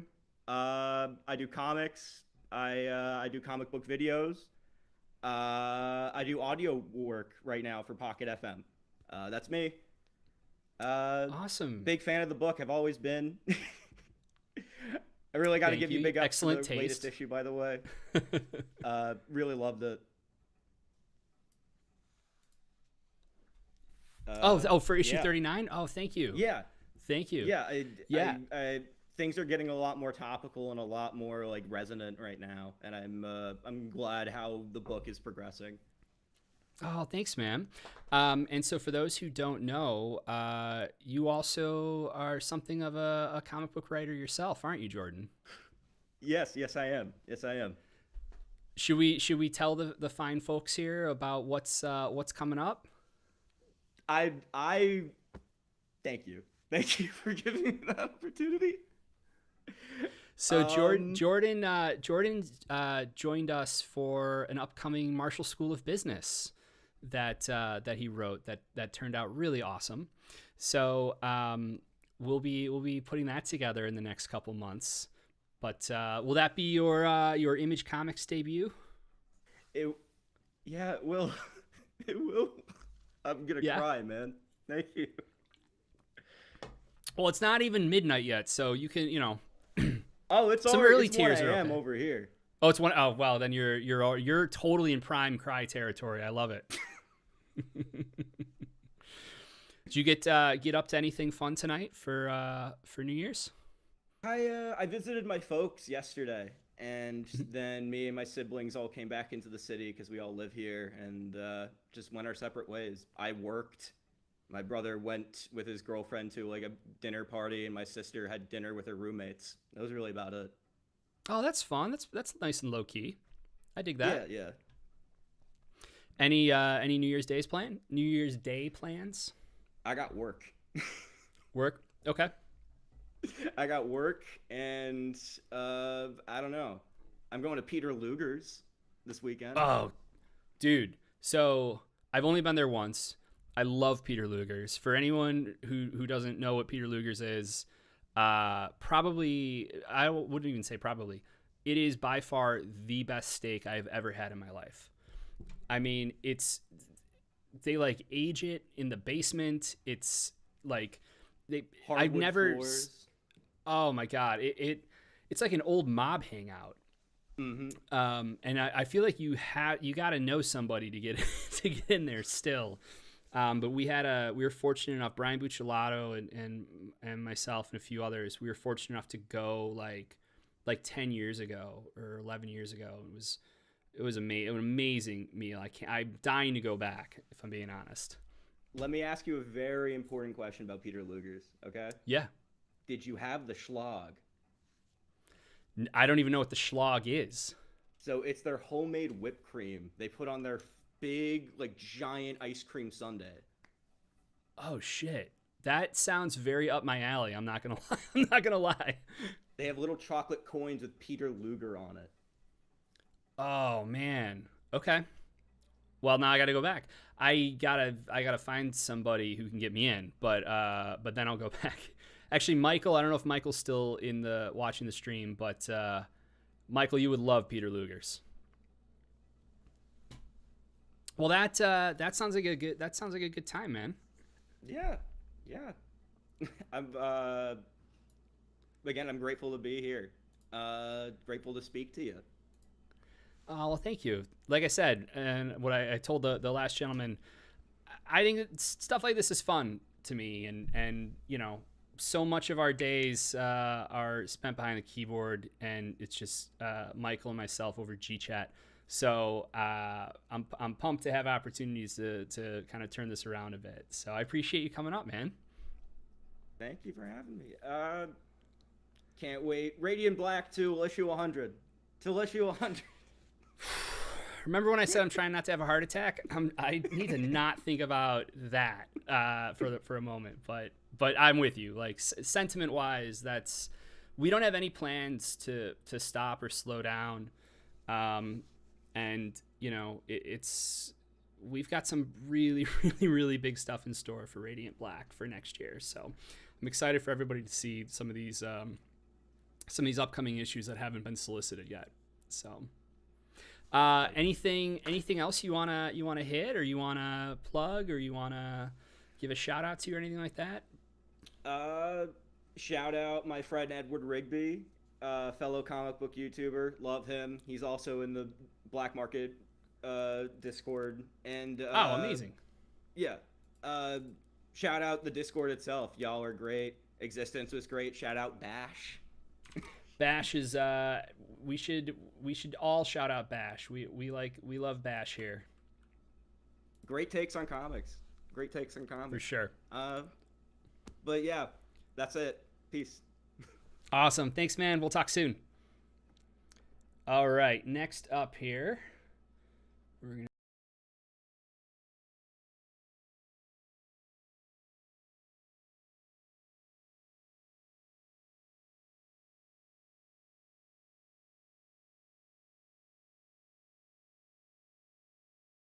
Oops. Go to studio mode and get that set up. There we go. Shrink you down here. We got a vertical video going on.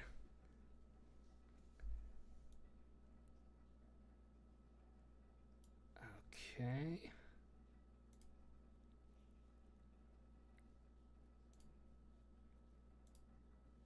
Oh, crap. Hello? How are you? I am fantastic. How are you?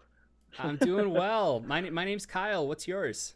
I'm Peyton. I have been collecting comics for 8 years, and I gotta say, man, Radiant Black is probably my favorite ongoing comic, if not my favorite comic.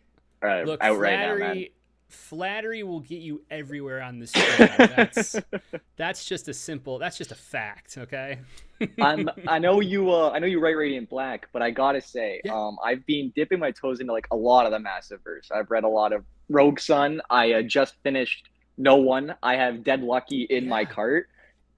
It's some of the most inventive comic, like superhero storytelling I've seen come out of the medium in forever. Like I haven't read a Massiverse book and not like being immediately blown away. And my friends through gritted teeth would all tell you the exact same thing. I'm like the comic book. Why are their teeth gritted? Because what I'm do like their teeth? in my friend, like out of my friends, I'm the comic book guy, and I do not shut up about getting people to read Radiant Black and like other Massiverse books because I love it. I push it. Like I got two of my buddies. I know it's not your writing, but I got two of my friends to order No One because of the premise, and I've been like slowly pressuring my other friends, like, "Hey, man, you should read Radiant Black." Like, "Hey, you seen the new episode of Invincible? Well, boy, do I got a comic for you!" And like over time, I've just been like weaseling them down, and even my comic book stores. I like I'm in Canada, so I go to like Toronto a lot, and then I have my own little local shops, and I go to like two specific stores, and there I'm like, "Hey, man, you ever want to like push some niche books? I got some good news for you." I got on you because I don't remember who it was. It was either Comic Storian or Rest in Peace, the poor man, or it was Comic Drake. Yeah. I think it was Storian because I think he covered your first issue right when it came out. I don't remember if it was a sponsor or not. And I added it to my pull list, and I just so happened to get the first volume on Kindle, and I took off from there, read the whole thing, and now I'm buying everything. I have almost every issue except for, I think I'm missing 15 to 30. Okay. Have you read 15 to 30? I've read it all. Okay, I have like the volumes on Kindle, but now I'm trying to get it physically. I have one, like I wanted to get your signed first copy because I saw it on eBay for $50 one time and I missed it. So I've been just praying that you come to a Toronto Comic Con ever since. So, you know what's funny is I've done the Toronto. I've done Fan Expo Toronto like twice, and I don't know why, but I haven't gone, like they haven't invited me back in the last couple years. But I love Toronto, and Ryan Sidoti, who works with us and is also part of Circle Guy News with Bill and TJ, and they run the Invincible podcast. So they're all in Buffalo. So okay, so they're all like right there. Yeah, so I go out to Buffalo sometimes to hang with them, and yeah, so I'm always on the lookout for an excuse to go to Toronto, like a convention in Toronto, because it's so close to them as well. So it won't be too long. I'm feeling another Canada trip in the works, maybe 2026, but definitely 2027 if not. So I hope, and if you do, I've just got on following like on everything, so I'll be like I'll be there. I'll be like hunting it down with my buddies. I'm also a big cosplayer, and like so Radiant Black's been on my list, and so I'm slowly getting there because I see the helmet on the black market shop, or there's like a prop store that is Star Trek props, yeah, exactly, and so I've been like, I look at it and like I turn to my buddies and I'm like, guys, I need some like devils on my shoulder, man. I need someone to get on this with me. It's pricey, but the build quality is pretty amazing here. You have one? Oh, that's fantastic. Yeah. Oh, I'll do you one better. Mint. The LEDs, cool. I've been wanting to like, that was like one of my big things, wanting to see it in person first. That looks amazing. And then I imagine I could get actually, so it's magnets that hold it on. The thing about it is that's so sick.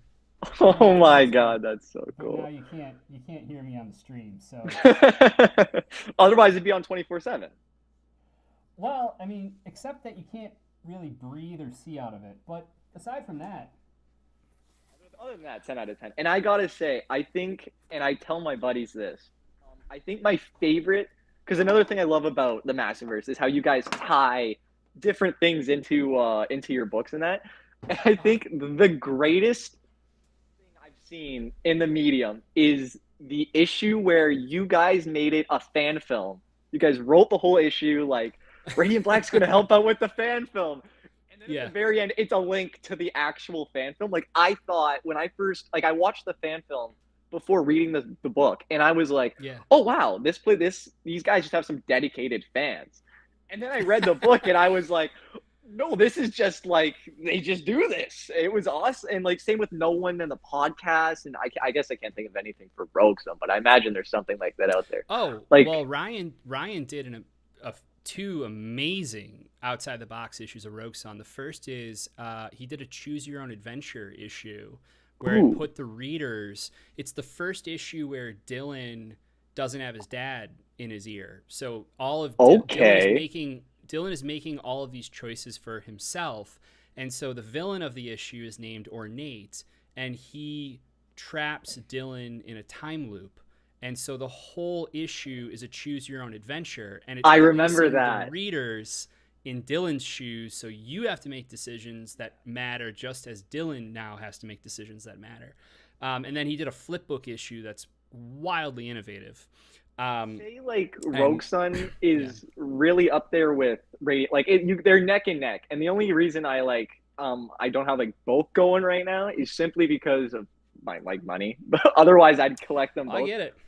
But like again, another great one that, and I wish I got on you guys sooner because now obviously it's gone or whatever. But that 1-page spread of Radiant Yellow's story in a single page was. Yeah. So cool. And I am so jealous for the guys who have that. I think I do have one. I only have like 4 of these left, but just so you can see it. It's like that is amazing. Like that's so cool. Or what was there was another one I was thinking of. It doesn't display very well in on a YouTube. It's just so insanely creative, and I can't like get past it. And Marshall talks like I do on a regular basis. I'll one like personal thing. Do you also sit outside your former high school and smoke weed and just chew out all of the loser kids that walk by?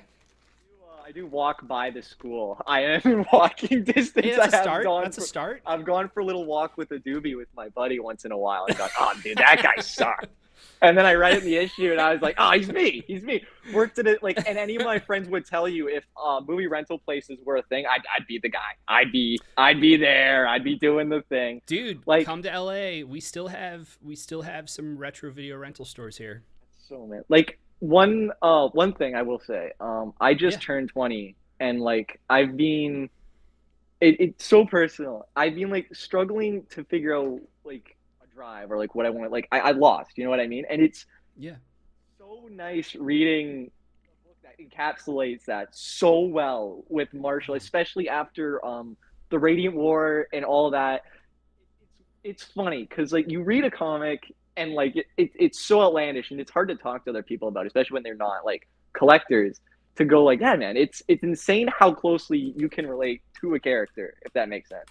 And Marshall in Radiant Black just being one of those. Like I see myself in issues. I'm that nerdy dweeb who doesn't know what to do right now. And it's so nice just like being able to read a book that's not only pushing the medium so well, but is also like niche enough where it's like, yeah, it's like, it feels like in a sense and in like an egotistical way, you're writing like me, you know what I mean? Like, you're writing like a love letter to me. And it's nice. And it's like, I got 3 ongoings and it's still my favorite. Radiant Black's been, I think it's been over a year now of constant collecting. I think I started right at the end of Radiant Wars. So I had every issue from there on. And then I've been at cons collecting back issues since, and it's just been fantastic. Like I said, I've read everything, and now it's just trying to support you guys as much as possible. I'm excited. I'm so ready for the audiobook. I'm so ready for that. The physical copies. One thing, again, I wish I jumped on. Those retro covers you guys did, those like limited released retro covers were so amazing. Oh my God. Like, they were incredible. One of the ones I do want to hunt down is the Rogue Sun Radiant Black crossover issue, that variant cover that mimics the Spider-Man and Superman crossover. That's, like, number one on my list. Yeah, that's, like, right up there for me. Marcelo like, my killed it on those. So, just if it helps at all, I don't know if you know, we have a Shopify storefront through the Black Market site. And that's where we drop all of our, like, exclusives and stuff. But a little secret that I don't think a lot of people know is that we typically put some of those rare covers up for like not an insane amount of money or anything for each issue. So like if there's a variant that now shipping to Canada or the taxes, it might get wonky. But we do have a bunch of those covers that we put up every month. So that's cool. Yeah, so keep an eye out for the storefront and the newsletter. That's a good if there's anything you're missing. Yeah. I guess before I peace out, I have one last little question, and it's another nerdy thing. Could in the for marketing aspects, do you guys have any? I guess not any plans, but like, do you guys have any visions for like action figures or anything like that? You have cooking up. The only question that we get more than when is there going to be a TV show or a cartoon is when are there going to be action figures? I just saw you on doing an interview talking about it, and I was like, I shouldn't ask that. He's just no, not at all. So the short answer is yes. The longer answer is I don't know.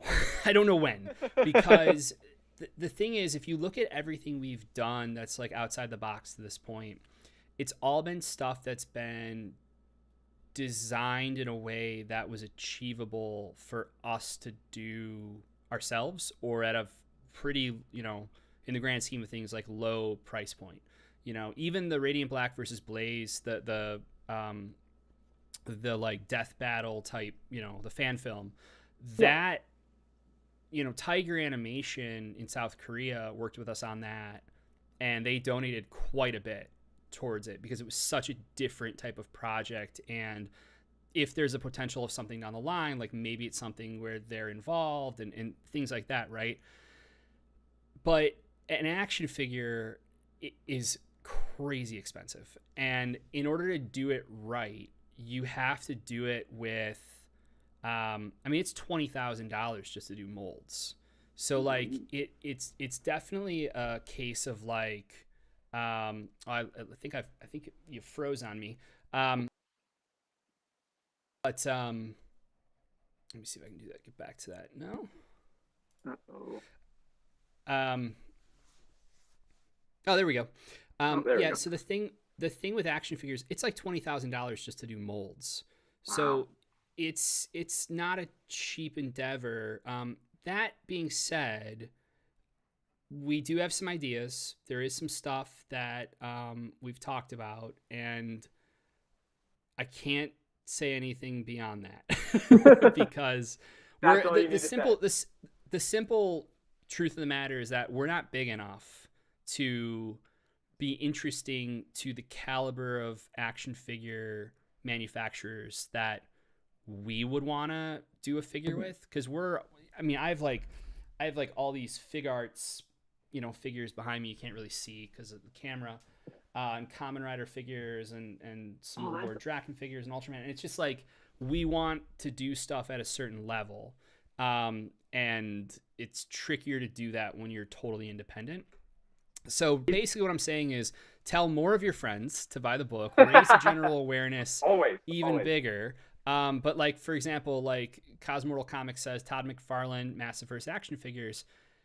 Yeah, but except we're not big enough for McFarlane. You know what I mean? They have they have the DC license. Yeah. So it's, you know what I mean? Like, it has to make sense to those parties, and yell I it just from the don't hilltops. Yeah, exactly. So, but dude, it was Caden, right? You said Caden? Peyton. Oh, Yeah. Well, I'm a huge Walter Payton fan, so Hey! I dig that. You got a good name. Oops, sorry. Go ahead. I just got to say, and it's funny because Radiant Black and everyone compares to Star Wars. I should have already known. It's cool to know, again, what a guy writing my favorite comic is also an Ultraman fan, and presumably a Godzilla fan from that as well. That's pretty cool. I That's do what like I'm gonna Godzilla. brag about. Yeah. So my friends, Oh, thank you. my friends probably their teeth graded a little more, also maybe a little less, because now I'm going to be 10 times harder on them to get into this, especially now that I can brag I've spoken to the creator. But yeah, it's been this is cool, man. This has been like one of the coolest experiences I've had since starting to collect. So keep up your amazing work. Man. You guys are absolutely fantastic. Thanks so much, man, and stay in touch. Jump on some more streams with us. Join the Discord, and we'll talk soon then. Oh, where can I find the link to that? Out of curiosity, for the Discord. If you go to, honestly, if you just go to my Instagram or anywhere, you can find the link there. I think we put it in the chat. Awesome. Let me see if I can. If you scroll up, it should still be in the chat, or if someone else wants to post it for us. Let me see if my, actually, you know what? I can do it. Here, I just posted it as Kyle in the chat. Oh, awesome. Thank you. All right. Well, have a good rest of your day, man. Happy New Year's. And, of course. Happy New Year to you as well. All right. Take care. All right. Next up. Okay. So we are going to bring up. So it looks like Ash is ready.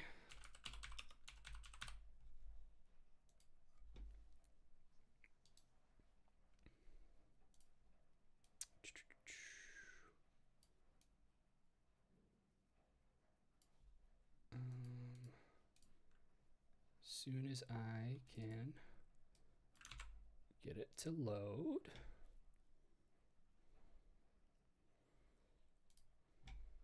There we go.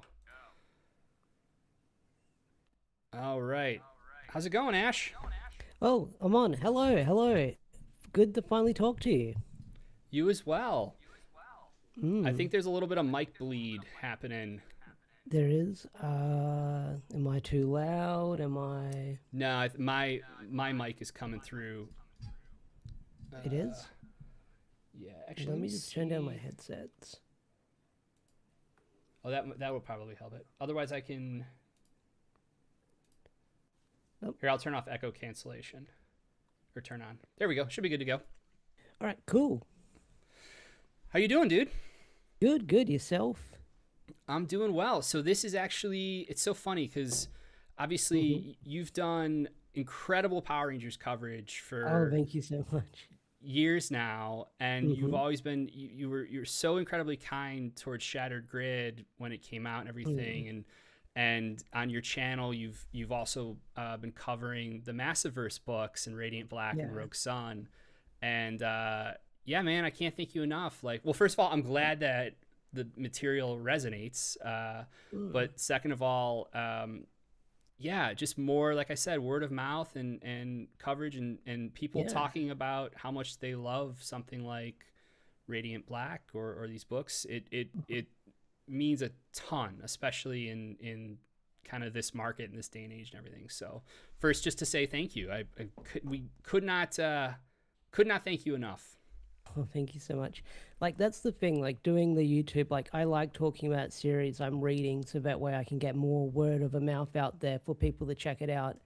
Whether it gets a lot of views, less views, if I'm just spreading awareness of a series for more people to check it out, that's always fun so they can check it out for themselves as well and give it a read or give it a watch or something like that.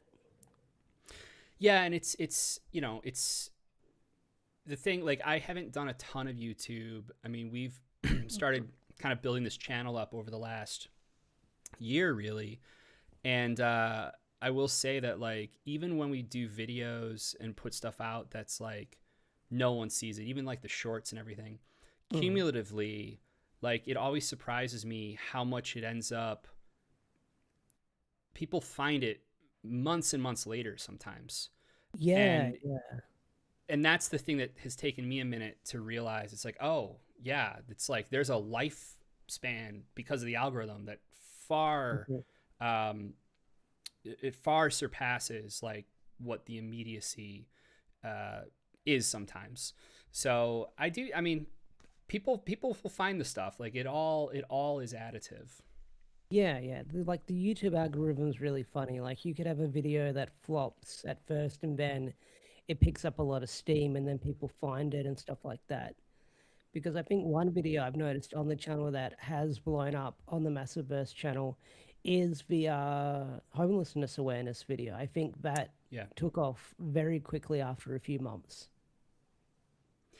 Yeah, it did. Like it was one, sorry, there are fireworks going off outside, and it's like tripping me out because it sounds like gunshots, and I'm in LA, so that is not necessarily out of the realm of normal, but I don't think it's gunshots. We had a whole situation here like a year ago with like a SWAT team and a helicopter like at our place. Like it was crazy. I should have been filming it, and instead I was FaceTiming with Ryan Parrott, and he was watching it, and he's like, it's like watching a movie. It's like this full tactical team and like German shepherds coming in back. They were chasing like this gang member who was like hiding in our carport. Anyway, I'm not scarred from it or anything, but what were we talking about? The homeless video. Yeah, that was one where I've wanted to do something with the helmet in live action for a while, and but to pull it off and to do the visual effects for the eyes and everything is like not a small feat. And so we wanted to make sure that it was something that like we debuted it for the right thing. And so it was actually Joe's idea, not for live action, but to do a promo at the end of issue 36. And he was originally pitching it to me as like, just have Will do the voice, and we'll like use some of the animation from the Radiant Black versus Blaze short, and we'll just like, kind of slam them together and make it work. And I was like, or I could fly to Chicago 3 days before San Diego Comic-Con and shoot with the helmet in the real Lockport, and then kill myself to pull this off in a matter of like 2 weeks. And so we went with that. And it turned out really great. Thank you. Oh, hold on. We've got a super chat here. Kyle, have you and Matt Groom ever pitched Battle J? Is it Battle J Fever? It's Battle Fever J, isn't it? Battle Fever J, I think it is, yeah. Yeah. Denziman and Sun Vulcan to Marvel, since Marvel still own the rights too. We haven't. I didn't know Marvel had those rights. I'm familiar with Sun Vulcan, but I don't think. I mean, look, we haven't pitched it. I don't want to put words in Marvel's mouth, but I can't imagine that. I don't know that they would want to do anything with that, at least right now. But I might be totally wrong. But our Ultraman stuff is coming to an end now, and you know, I'm not sure how great any of that stuff sold. They don't really tell you. But I can't imagine, unfortunately, they'd probably be primed for another, licensed Toku series. Right. I need to catch up on Ultraman. Oh, yeah. I can send you some. I think I've got some of it. Some PDFs and stuff. Oh, thank you. The past Discord links are invalid. Well, that's no good. Not sure why on that. But, okay. I'll look into that a little later. Also, I'm getting like a double... See, you do this YouTube stuff. I'm so new to this. I'm like trying to not break OBS here. How was your New Year's, Ash? Being like nearly 35, very old people, didn't stay up till midnight. Went to bed by 10 because I worked New Year's Eve, so stayed up for a little bit, went to bed, heard the fireworks going off at midnight, and then went back to bed. But yeah, it wasn't crazy. Like when you get older, everyone's got plans and stuff like that, so everyone's hanging out with family and friends, and I'm too old to go night clubbing and drinking and stuff like that at the pub, staying up till midnight, so I just watched Sons of Anarchy and went to bed before midnight. Have you seen Sons of Anarchy before? I am nearly done with season 6. I've got okay, so it's your first watch through? Yeah, first watch through. What do we think? It's really good. Like, I've got 2 friends who always hype it up, and they tell me how great it is, and I was like, I'll watch it. And it was a slow burn at first.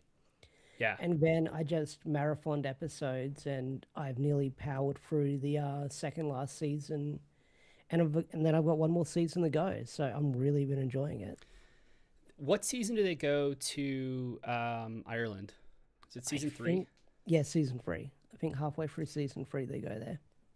That's when I fell off of it. I thought season 1 and 2 were awesome, and then by the time they go to Ireland, it kind of for me it felt like it betrayed the kind of premise of the show to some extent. I don't know if I hear it picks up after that. So I mean, you're still watching it, so it can't be too terrible, I imagine. That I will admit that part of the show did feel like it dragged on a little bit, because I struggle to watch hour-long shows these days. So hour 30, 50-minute shows, I do struggle to watch a fair bit, unless a lot's going on and then time flies by with them. But yeah, it did drag on a little bit during that little story arc when they went to Ireland. Yeah. Oh, sorry. Once we got another super chat here. Has Marvel contacted you to continue Connor Young / Darkhawk story? I miss Connor Young. I do believe Dan Abnett will make Chris check on Connor in Guardians. I miss Connor Young too. Unfortunately, though, no. No one at Marvel, no one at Marvel has ever said anything to me about Darkhawk after the book came out. Literally not one word at all. So I don't know. I assume it didn't sell. But no, it's never been brought up. I have no idea what they're doing with that character, if anything. I'm super proud of that book, but yeah, no, unfortunately, nobody's asked about Connor Young in a minute.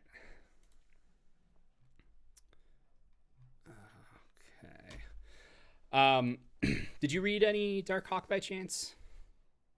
No. No. That's all right. You got Radiant Black. That's the better one. Oh man. I met some. Well, I don't know if they're. Do you know any of the Mega Power Brazil guys? I know of them because I follow them on Twitter and stuff like that, but I haven't really chatted with them. I just got to meet them all a couple weeks ago when we were in Sao Paulo, and it was a trip. Like, I don't talk about Power Rangers too much anymore because I just I'm not involved with it in any way. But in Brazil, the books just started being published. Oh, from really? like, That's crazy. yeah, like the 2016 stuff just started coming out. So when we were there, Shattered Grid has come out and Soul of the Dragon has come out. So everything through that, basically. So my whole run has come out, I believe. But it was all brand new for everyone there. And the other trippy thing was like I signed like 100 copies of Gates of Gotham, like a big hardcover of it.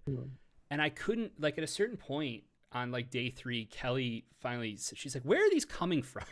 And I was like, "Yeah, that's weird. I wrote this book like 15 years ago." And then it dawned on me because of the Power Ranger stuff. I was like, "Did this just come out there like 6 months ago?" It's amazing. It's like, man, it's a mind fuck because it puts you in a place when people, especially when people talk to you about it and they're very, very recent memories and experiences with the work. Yeah. And I haven't thought about that stuff in any sort of great detail in some time. But they were great. I think, is it Raphael? I think it's Raphael. And the other folks there, they had Marcelo Castanai on doing a Power Ranger panel for Soul of the Dragon and stuff, and it was just it was a really cool experience. And I see why their channel is so big. I didn't know anything about them ahead of time, and then when I was there and they were like, "We're from Mega Power Brazil," I was like, "I don't know what that is." I looked it up and was like, "Holy shit!" Like, yeah, they do some really awesome stuff, especially in the Power Ranger community. Oh yeah. They had a few stories a while back when things were coming out. Some stuff never came out because of Hasbro, but yeah, I kept seeing a lot of stuff like you signing Power Ranger books in Brazil, and I was like, wow, I guess Power Rangers never left Brazil. It's really popular over there. But learning that the comic just came out over there very recently is a big mindfuck because stuff like that, like we read like 8 years ago, and for them it's brand new, which is crazy to learn. Yeah, for sure. And yeah, I mean, it's yeah, we'll see what happens with the brand and everything. And obviously it's a era of some uncertainty, it feels like. But I'm looking forward to seeing what the show is going to be. Same, yeah. Yeah. Awesome, man. Well, cool, dude. All right. Well, anything else you want to, anything you're reading right now? Anything you're up to? Anything you want to plug your channel? Yeah, I can plug my channel, Deoxy360 over on YouTube. I'm on Twitter, I guess Blue Sky, Instagram, all the usual social media places, but YouTube's where I'm mostly known for. Awesome. Well, dude, it's great to put a face to the name after all these years, and thank you so much. We'll have to do this again. Oh yeah, usually you guys stream when I'm at work, but it's good to finally sit down and chat with you. Yeah, for sure. Next time, we'll have to try to kill Michael in the Massiverse card game. Oh yeah. I need to get some more practice on that and start learning. I'm really bad at it, so I you'll be as okay. well. I thought I was winning the game, and it's like you lost. I was like, but I thought I was doing so well. I like understand just enough of it, and then Mhm. I get confused, and I'm like, well, I'd do this, and then sometimes I win, and most of the times I don't. I like this card. I'm going to put this card down, regardless of what it does. That's my strategy. It's a very martial way of of playing the game. Oh man, awesome, man. All right, well, I'm gonna let you go. I've got 2 more I'm gonna bring up here. But have a great New Year's Day from the future, and Happy we'll New chat Year's. soon. All right, Yeah, you too, man. absolutely. Peace. All right, take care. Okay. So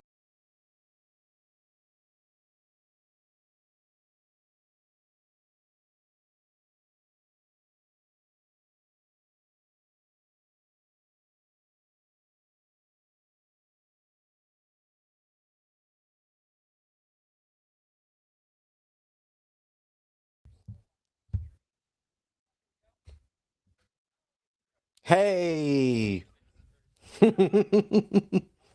I'm doing well, man. How about you? The stream seems like it's going well. thank you. Yeah, I think so. We're having fun. Nice. Yeah. Oh, actually, did the stream just die? Oh no, there we go. We're back. Okay. I was like, oh no, did I crash the stream? That I was like, I mean, knowing me, yes, but I was gonna say the Crows effect. Shh, don't tell people that right now. Shh, let people get comfortable and then introduce them to the Crows effect. That's that's how it works. Yeah. That's the better strategy for sure. It is. So, speaking about your card game, we were just at PAX Unplugged earlier in the month, where we had a huge booth for a Massiverse fighting card game. And it seems like that someone walked off with our really cool, nice Radiant Black standee that we got made. I don't know who would do such a thing, but that's just like ridiculous. Why would anyone... If anyone knows who has it, please let us know, and we'll eventually catch them. Yeah. That's both really humbling and equal parts creepy. Love it. It feels like the kind of thing that I want to put... well, I don't have space. It's a small apartment. It's a nice apartment, but we don't have the space for a life-size Radiant Black. That's crazy. I didn't know you guys made one of those. Has Michael seen this? I'm not sure, actually. That's a good question. Michael, if you're still in the chat, did you know that Chris had this made? What I really want to do is get, like, for each con, we get, like, a different standee of one of the heroes or villains, and just slowly do that. Not because I want to use our money to get my own collection of these standees. No, that's just ridiculous. It's just for, the looks of the booth. Yeah, exactly. Oh man. Actually, it looks like Michael is actually around. So hold on, we're gonna bring Michael in here. Oh no! So I'm gonna be in trouble now. Oh no!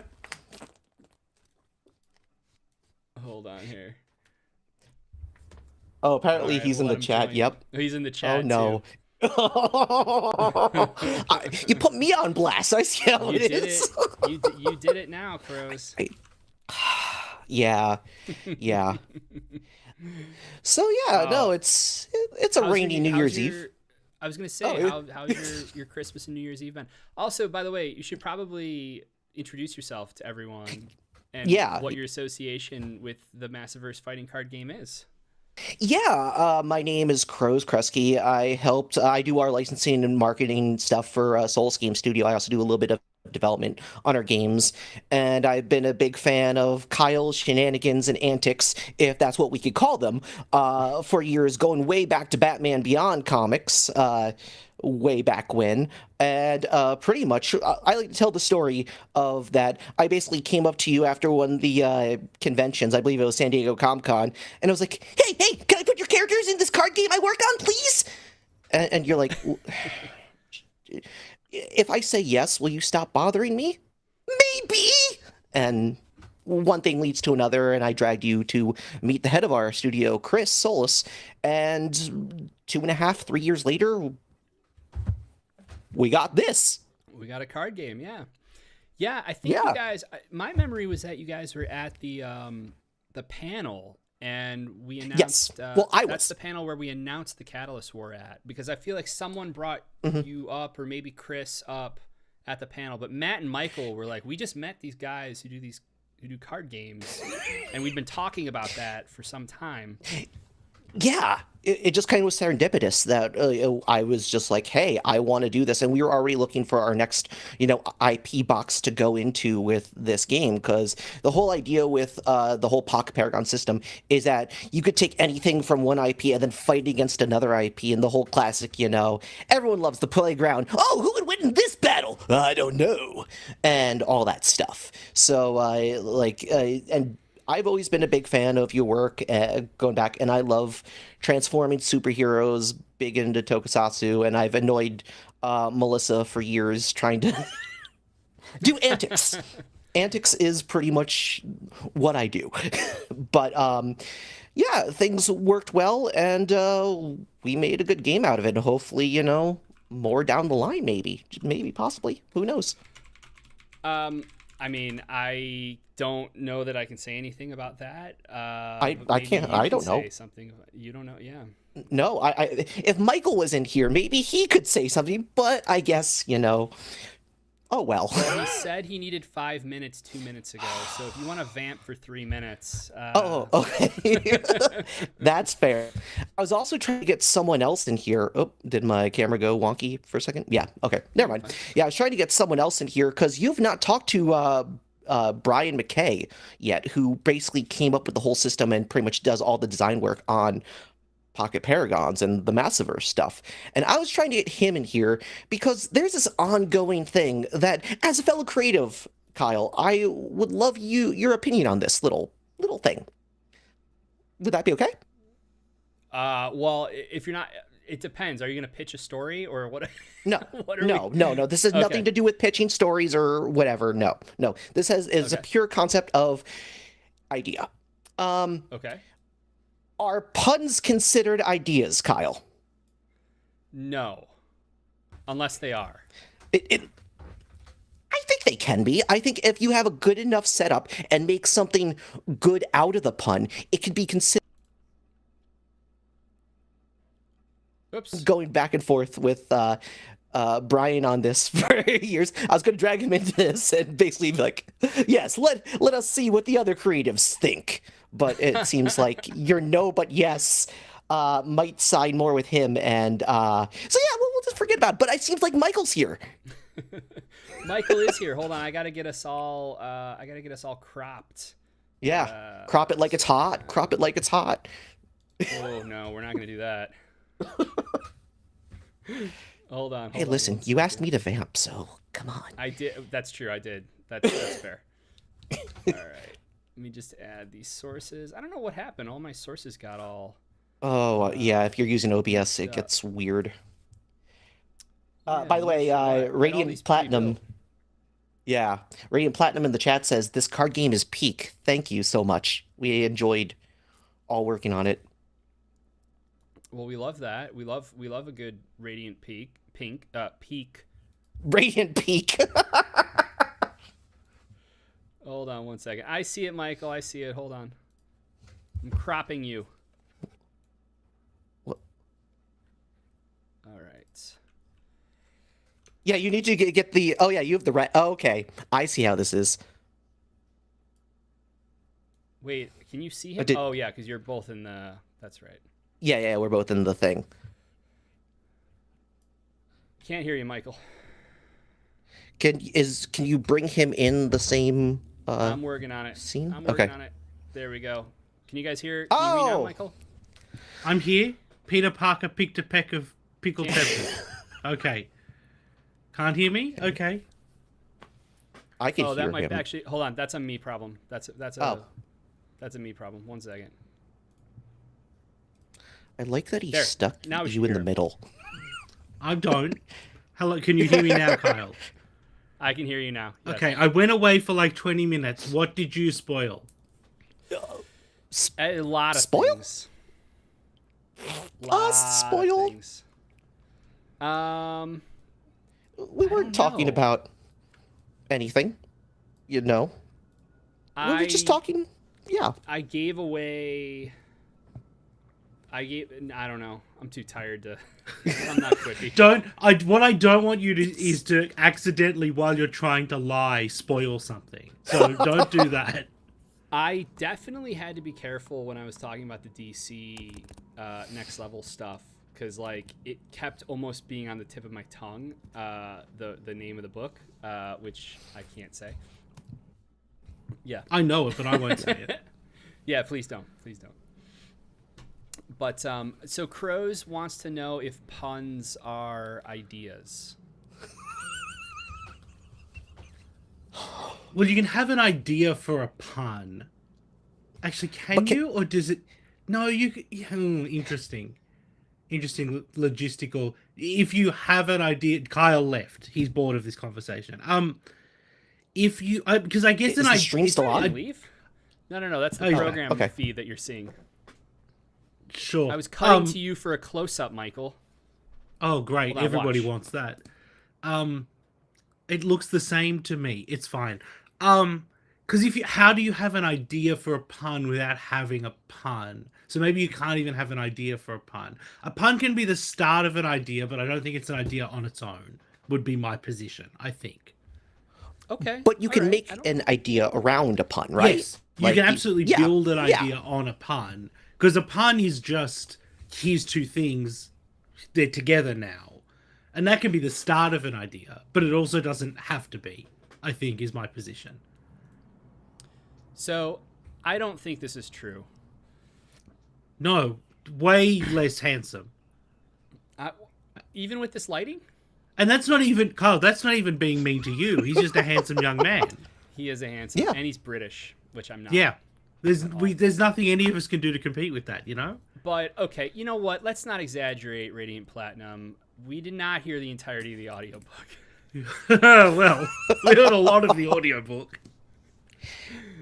Listen, I think it's a great idea that you dubbing it live and stuff. And were you actually recording that for your takes, or were you just doing that?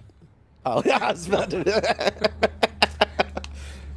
No, I mean, I guess I could pull it from this, but no, I'm gonna re-record everything properly anyways. So that's what this Baller Rode NT1 large diaphragm mic is for. Yeah, Michael has large one too, diaphragm. but It's over he here. doesn't- I haven't worked out how to get everything plugged in, and my desk is a mess. It's 2026. We're gonna sort it all out in 2026, gang. Yep. My You'll have a shirt is real in the other camera, room. too. This is a real camera. This is the camera that my laptop comes with. Why, if man was meant to have a better camera, they would build it into the laptop. I keep trying to scale you up, and it there's nothing left to scale. I think it's possible that I'm sort of like the Sasquatch, in that no matter how good a camera you use, I just am sort of slightly blurry and out of focus. I mean, it's one of your redeeming qualities, I feel like. I've always Maybe said that- so. Maybe that's like a special thing, you know, if anyone's recording you and stuff, it's a good way to stay anonymous and you just appear blurry wherever you can just walk into something and Yes, stuff. So no one. unfortunately, I am incredibly anonymous, is the problem. Incredibly anonymous? Yeah, I'm so anonymous. You're so anonymous. You're so anonymous. Oh, man. All right, Crows, what, anything you want to plug or give a shout out to or anything else? We got one more person we're going to bring up after you.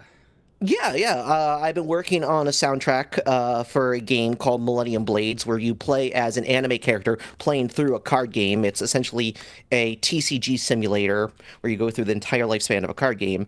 And because there's a real-time phase to it, we pitched a whole, hey, we want to do this very 90s, 2000s anime soundtrack to it. And because I don't know also if people know this, I do voices on Pokemon and a bunch of other places. So I basically grabbed a whole bunch of my other voice actor friends and music friends, including Mega Ran, who's on the other Black Market Narrative project. Singularity.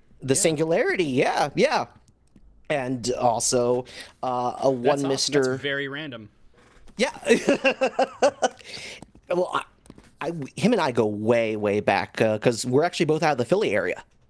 and stuff. cool. So yeah, because he's yeah. But I got some cool people on it. Lisa Ortiz, who was the previous director of Pokemon, she voiced Amy Rose in Sonic for years. Brad Swale, who was Light in Death Note. One Mr. Josh Keaton. I don't know if you heard of him. He's a guy. He's Spider-Man. Yeah. He's a Spider-Man. He's maybe not the best, but he's out there.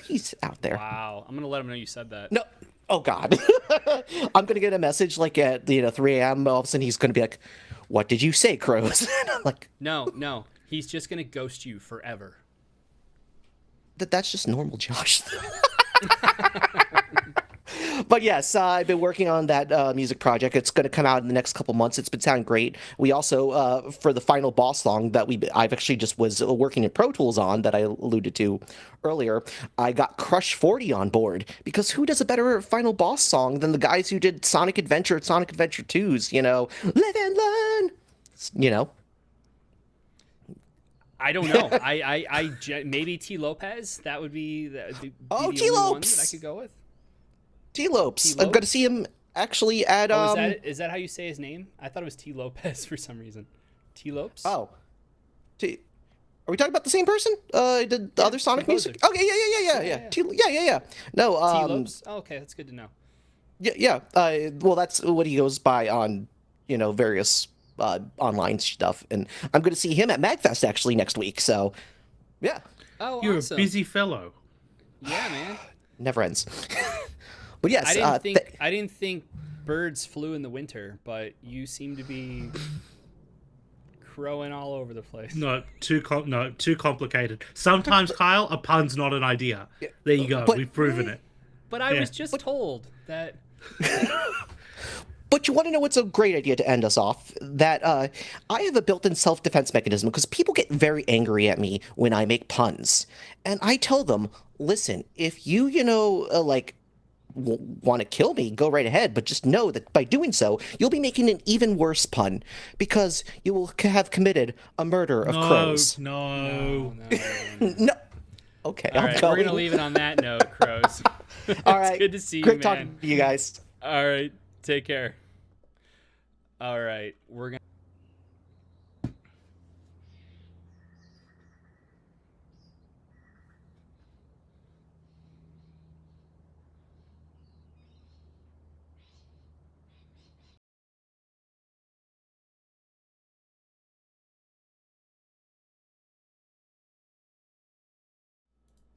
Mode? Nope, that's not it. I don't know what's happening.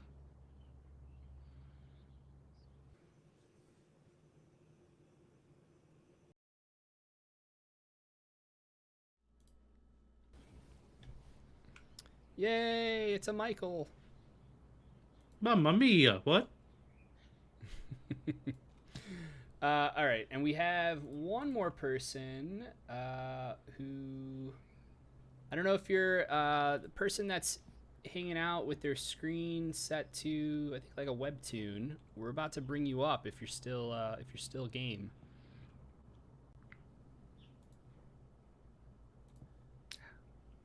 I can. Carl, can you hear this person? No, can you? Yes, I can. They just said they're still here. Oh, good. Do they want to come up with camera or not? It's fine either way. I need to crop it. Camera's not working right now, Kyle. Okay. Well, am I going to have to be interpreter, or can you hear them? No, we should be able to hear them. We're going to do it like that. Okay. Hello, can you hear me? Can you hear me? Yeah, can you hear us? Yes. How are you? Good. My name's Corey. Nice to meet you. We've actually briefly met before at Drawn to Comics Free Comic Book Day. Drawn to Comics Free. Oh, okay, the one out in Rancho Cucamonga. It's Glendale. Old Town Glendale. Yes. I remember in Arizona I was there with Ryan, right? Yeah. I asked you about like comic book advice because I'm starting to write comics again, and I felt like my spelling and grammar kind of sucks. That's all of us. Yeah, but the Massiverse got me back into reading comics, and it got me back into like writing comics. Oh, that's awesome. What kind of stuff are you into now? Reading or writing? Either. Okay. Reading Massiverse stuff is the main thing. We're writing currently I'm writing gender transformation stories. Awesome. Yeah. Some might be transgender coded, some might be more cross-dressing. Like it's a little finicky, like in that genre, but like. And I've also written like a one-shot Magical Good comic, which is inspired by Precure, which I mentioned Precure in the chat. Oh, cool! Yeah. Precure is considered like the little sister of like Kamen Rider and Super Sentai. Like it has like some of the same like writers who worked on Kamen Rider and Super Sentai have cool. like written Precure. Very cool. And what's the stuff that you're keeping up with and reading wise? Anything that stands out to you this holiday season? Any new books that you picked up? I'm a bit behind. I'm still fairly behind the Massiverse, but currently I'm reading Radiant Black, Volume 4. So I'm still. We approve of that one. Yeah. And I guess I've also been reading some indie comics, like a comic called Scion. Scion. It's like an urban. Probably not the best person to like explain it, but that's okay. But it's like a mystery thing. It takes place in Mississippi. Mm-hmm. So it's a very black centric comic, I believe. I'm still early on in like reading that. Oh, cool. And have you been writing for a long time? On and off. So like I when I wrote the Magical Good comic, that was like 5 years ago, but then I stopped because I felt like I was writing comics for the wrong reason. I felt like I was just using comics as a stepping stone to eventually make video games. As I saw comic as an easier medium than doing video games, but now I have like form a general love of making comics. Though I don't make comics in the traditional way because I turn my comics into comic dubs. So I kind of think of like comic dub first, opposed to traditional comic. So when when I'm writing a script, I'm thinking of how it's gonna look and sound as a comic dub. Gotcha. I was just gonna say I know I'm gonna sound really old. I don't know what a comic dub is though. You're the oldest man in the world, Kyle.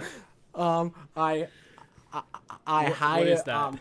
I hire voice actors to voice over my comic, and with video editing, there's like motion or movement. It's kind of like a motion. The other term people use is motion comic. I don't like to call mine motion because I don't put enough animation. So it's not quite at that level as like a motion comic, but there's like voice acting and transitions and stuff. Oh, that's super cool. Michael, we should do that. Yeah, man, I'll add it to the list. I mean, we do so many things. I mean, we do a lot of things. Hit me up. I can make the comic dub. The next time I'm in Glendale, we can chat some dubs. But I do have like a question, and if you don't want to answer this, you don't have to. Do you have any advice for getting voice actors? For getting voice actors? Ooh. Yeah. That is a good question. Because my experience has been just using freelance sad, but I would like to eventually, when I do big projects, get like bigger voice actors. Well, I think that's a tricky one. A lot of the actors that we've worked with, you know, I have relationships with a lot of them. Just I've met over the years. I've either been a fan of or friends, you know, become friends with. I think honestly the best piece of advice I can give is like, you have to put yourself in their shoes as far as like, why would they say yes to a project? And the more you can make it easy for them to say yes, the more likely it is that they'll work with you. And so that comes down to everything from like the confidence and clarity of vision that you are presenting the project with, but it also comes down to like your track record of being able to deliver, and not just finish the thing, but finish it and it be good. So you're doing the right stuff, like, and especially at this stage where you just said like when you're doing bigger projects, you want to get some bigger names or bigger actors. Yeah, it seems to be going well so far. Like the most recent one when I came back, I think has like 77K views. So like, that's fantastic. Like I didn't expect it to blow up the way it did, and now like people want a sequel. I didn't plan for it to be a sequel. That's a good problem to have. You could probably like relate to that. Yeah. Oh yeah. Yeah. Usually, well, no, because usually the stuff that I want to have a sequel never gets one. But in theory, yes. I know what you mean. I mean, I think though, like again, I think like you're doing the right stuff. So just keep finishing stuff at a high level and put it out there, and like the rest of it will start to take care of itself. Like, do you know who the Safdie brothers are, the filmmakers? No. Maybe if you name some movies, I might know. But So like they my did- my movie knowledge isn't all that. Like Sure. I still have never seen Jurassic Park, so. It's good. Well, I would highly recommend that one. It's very good. So the Safdie brothers made a whole bunch of micro budget movies in New York that they would put online. And I'm talking like $2,000 kind of budget, okay? And they just did it for years, and they just kept putting stuff out and just kept making things. And then one day, someone who had seen a few of their things and liked them emailed them. His name was Robert Pattinson. So Robert Pattinson said, "Hey, I like what you guys do. Like let me know if you ever want to do something together." And they flipped out, because if you do a movie with Robert Pattinson, suddenly your budget's not $2,000, it's $4 million. So they did a movie called Good Time at A24 with Robert Pattinson. That blew up and turned into them working with Adam Sandler to do Uncut Gems. It all comes out of make it and they will come. Keep making stuff and getting better and better and putting it out there. Build your following, build your audience, build your community. And at a certain point, and you won't even realize it's happened, actors will start saying yes, because that thing I said before about how do you make it easy for them to say yes, you will have done it. You will have proven that you have built this entirely on your own. And then when you start asking for, you know, more serious names or bigger names, you can point to the track record of delivery at a high quality as an example and proof of like why they should consider working with you. That's all I got. Yeah, it's fine. Yeah, it's just been like a little frustrating for me because the gender transformation stuff has done well, but the magical good thing doesn't do well. So I'm afraid even if I like build an audience, is our audience gonna want to check out the magical good stuff when I eventually do a remake? You know? Well, I think that's like a cart before the horse problem, honestly. Like, I don't think, like, that's what I would call a champagne problem. Like, if you build a big enough audience, figuring out what they want and what they'll show up for is like a privileged problem to have, you know, like in a good way. Like, worry about making good stuff that is specific to you and your voice and your vision, and delivering at a high level, and the rest will figure itself out. It really will. It's just tricky playing the whole YouTube algorithm game, you know. Yeah, I know. I'm not good at it, as you. Though like, I like I said, the video has done well, but I feel like that was luck. Because I happen to chose really good SEO keywords, but that's not gonna like work for every. For everything. Just keep making stuff. Just keep making stuff. That's the only path through. Honestly, there are so many books that I have done over the years where I've put everything of myself into them, and I really thought this was going to be the book that continued and I get to keep going with, and they just bombed epically. And so what do? You just move on, and you figure out what lessons you can take from that. But more importantly, you figure out what else interests you as a creator, and then you just keep making stuff. It's about what's next. And the second that, you know, you stop creating is when you're done, you know? Like, so I try not to worry too much about the algorithm in the future and everything else. Like, make stuff at a high level, and you'll start to figure out, like, well, why did this one reach an audience and this one didn't? And then you can, it's a process, but it all comes down to like continuing to make stuff regularly and at a high level.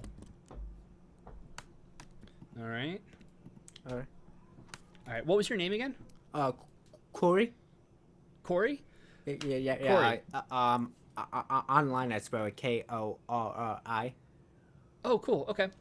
Well, it's great to meet you again, and you know, looking forward to speaking in the future, and best of luck with everything. Thank you for your time. Of course. All right. Happy New Year. Have a good one. Happy New Year. Take care. All right. So I think that's everyone, Michael. Also, hey, Michael, welcome to the stream. Howdy, how you doing? I'm okay. I'm getting tired. Is it 2026 for you yet? No, it's 11:06 p.m. All right, we've got to be close to time to call it, right? You got to go watch some fireworks or something. I think that's a good idea. Oh wow, we've been live for 3 hours, so yeah, I think it's a good time to call it. Awesome. All right. Well, for everyone who joined us on our impromptu live stream tonight, cannot thank you enough for coming and hanging out. I actually feel like I'm slowly getting the hang of the technical side of it, Michael. Like, nothing fully broke tonight. Was able to show off a bunch of stuff. I was able to spoil audio. It was a whole experience. But yeah, this is it's something that we've talked about on our last stream. You know, this is something that Michael and I want to do. We're planning to do on a regular basis once a week. We're still figuring out our format and what we want to do with this kind of, I don't want to say with this format, but just like sometimes we're going to have stuff with the book to talk about, but other times I think there's some other things we're playing around with that we might be able to turn into some more kind of regular material, like Massiverse fighting card game battles and things like that. So if you've got any ideas, stuff you want to hear us talk about, or anything like that, or do more like we did tonight where we brought up some guests and had a little chats, let us know. Leave a comment, drop a line in the Discord server, and if you're not subscribed to the YouTube channel, please hit like and subscribe. If you're not, sign up for the Black Market Narrative newsletter. Now's a great time. I'm going to put out a new edition maybe tomorrow, but more likely on Friday morning. So it's a perfect time to get on board with the Black Market Narrative crew and help us explore the Massiverse. Anything on your end, Michael? No, I got a heap of work to go do. That's what I'm gonna go do. I know. Yeah. I mean, you and I spent an hour on a call this morning talking about all the work we got to do. So we got to go do all that work. Yeah, pretty much. All right. Well, we're gonna leave it there. And until next time, everybody. I'm Kyle. This is Michael. Stay radiant. Happy New Year.